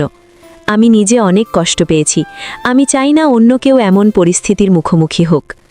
সবাই এক বাক্যে তিথির এই উদ্যোগকে সাধুবাদ জানালেও তৌহিদ খান বললেন, আমি সব ধরনের সাহায্য করব। ঈশান বলল, আমি আইনি পরামর্শ দেওয়ার ব্যবস্থা করব। তৃষা বলল, আমি মেডিকেল সাপোর্ট দেব। মিকি তখন চেঁচিয়ে উঠল, আমিও মাম্মুকে সাহায্য করব। সবাই হেসে উঠল, মিলিও হাততালি দিতে লাগল। দিনগুলো আবারও গতিশীল হয়ে উঠল। তিথি তার পরিকল্পনা বাস্তবায়নে লাগল। তার এনজিওর নাম দিল আলো হাতে। ধীরে ধীরে কাজ এগুতে লাগল। ঈশান ও তৃষার সংসার বেশ সুখের। তারা দুজনেই তাদের ক্যারিয়ারে সফল। তিথির সাথে তাদের সম্পর্ক এখন সুস্থ ও প্রাণবন্ত। তারা একে অপরের সবচেয়ে বড় সমর্থকে পরিণত হয়েছে। একদিন রাতে তিথি তার ল্যাপটপে কাজ করছিল। মিকি ঘুমিয়ে পড়েছে। হঠাৎ তার ফোন বেজে উঠল। একটি অচেনা নম্বর। তিথি রিসিভ করতেই অন্য প্রান্ত থেকে একজন নারীর কাঁপা কণ্ঠস্বর ভেসে এলো, আপনি কি আলো হাতের তিথি খান? আমি সাহায্য চাই, আমার সাথে ভয়ানক অন্যায় হয়েছে। তিথি সাথে সাথে সচেতন হয়ে উঠল। সে বলল, হ্যাঁ, আমি তিথি। আপনি নিরাপদে আছেন তো? আমাকে সব বলুন। ধীরে ধীরে সেই নারী তার করুণ কাহিনী বলল। তিথি মনোযোগ দিয়ে শুনল, নোট নিল। তারপর তাকে আশ্বস্ত করে বলল, আপনি ভয় পাবেন না, আমরা আপনার পাশে আছি। কাল সকালেই আমরা আপনার সাথে দেখা করব এবং পরবর্তী পদক্ষেপ নেব। ফোন রেখে তিথি দীর্ঘশ্বাস ফেলল। সে জানত সমাজে এখনও অনেক তিথি রয়ে গেছে যারা নীরবেই কষ্ট পায়। সে তাদের জন্য কিছু করতে পেরে নিজেকে ধন্য মনে করল। পরের দিন সকালে তিথি ও তার টিম সেই নারীকে সাহায্য করতে এগিয়ে গেল। আইনি প্রক্রিয়া শুরু করল। তিথি নিজে সেই নারীর পাশে দাঁড়ালো, যেমনটা সে চেয়েছিল কেউ তার পাশে দাঁড়াক। কয়েক মাস পর সেই মামলা ফলপ্রসূ হল। অপরাধী শাস্তি পেল। সেই নারী তিথির কাছে এসে কৃতজ্ঞতা জানালো। সে বলল, আপনি আমার জীবনে আলো এনে দিয়েছেন। তিথি বলল, এই আলো আমি পেয়েছিলাম আমার পরিবার থেকে, এখন আমি শুধু সেটা ছড়িয়ে দিচ্ছি। তিথির কাজ ছড়িয়ে পড়তে লাগল। মিডিয়ায় তার সাক্ষাৎকার প্রকাশিত হলো। তার এনজিওর কাজ নিয়ে ডকুমেন্টারি তৈরি হলো। তিথি এখন শুধু একটি পরিবারের সদস্য নয়, সে সমাজের জন্য একটি অনুপ্রেরণা। এক সন্ধ্যায় পরিবারের সবাই টিভিতে তিথির সাক্ষাৎকার দেখছিল। তৌহিদ খান গর্বে চোখ মুছলেন। তিনি বললেন, আমারই মেয়েকে দেখে আমি আজ সত্যিই গর্বিত। তৃষা তিথির হাত ধরে বলল, আমরা সবাই গর্বিত। ঈশান বলল, তিথি, তুই প্রমাণ করেছিস জীবনে কত বড় ঝড়ই আসুক না কেন, সাহস আর ভালোবাসা দিয়ে তা জয় করা যায়। তিথি হেসে বলল, এই সাহস আর ভালোবাসা আমি পেয়েছি তোমাদের কাছ থেকে। মিকি এসে তিথির কোলে উঠে বলল, মাম্মু, আমি বড় হয়ে তোমার মতো হব। তিথি তাকে জড়িয়ে ধরে বলল, তুই তার চেয়েও বড় হবি, তুই নিজের মতো হবি। আর মিলি তখন ঈশানের কাঁধে চড়ে বলছিল, বাবা, আমি কাল স্কুলে নাচ শেখাবো। সবাই হাসতে লাগল। জীবন যেন আবারও রঙিন হয়ে উঠেছে তাদের জন্য। অতীতের আঘাতের দাগ এখন ম্লান। বর্তমান তাদের হাসি আর আশায় ভরা। আর ভবিষ্যৎ তাদের কাছে এখন স্বপ্নের মতোই উজ্জ্বল। তিথি বারান্দায় এসে দাঁড়ালো। রাতের আকাশে অসংখ্য তারা জ্বলজ্বল করছিল। তার মনে পড়ল সেই রাতের কথা, যখন সে একা একা চাঁদের দিকে তাকিয়ে কাঁদত। আজ তার চারপাশে প্রিয়জনরা আছে, আজ সে একা নয়। তৃষা এসে তার পাশে দাঁড়ালো, বলল, কি ভাবছিস? তিথি হেসে বলল, ভাবছিলাম জীবন কত অদ্ভুত, কত পথ ঘুরে আমরা এখানে এসে পৌঁছালাম। তৃষা তার কাঁধে হাত রাখল, বলল, কিন্তু আমরা ঠিক পথেই ঘুরেছি, কারণ আমরা একসাথে রয়েছি। হ্যাঁ, একসাথে থাকাটাই সবচেয়ে বড় সত্য। ভালোবাসা, ক্ষমা আর সংকল্প, এই তিনে মিলেই গড়ে উঠেছে তাদের নতুন জীবন, নতুন গল্প। এবং এই গল্পের শেষ নেই, কারণ এটা শুধু একটি শেষ নয়, এটা অনেক নতুন শুরুর সূচনা।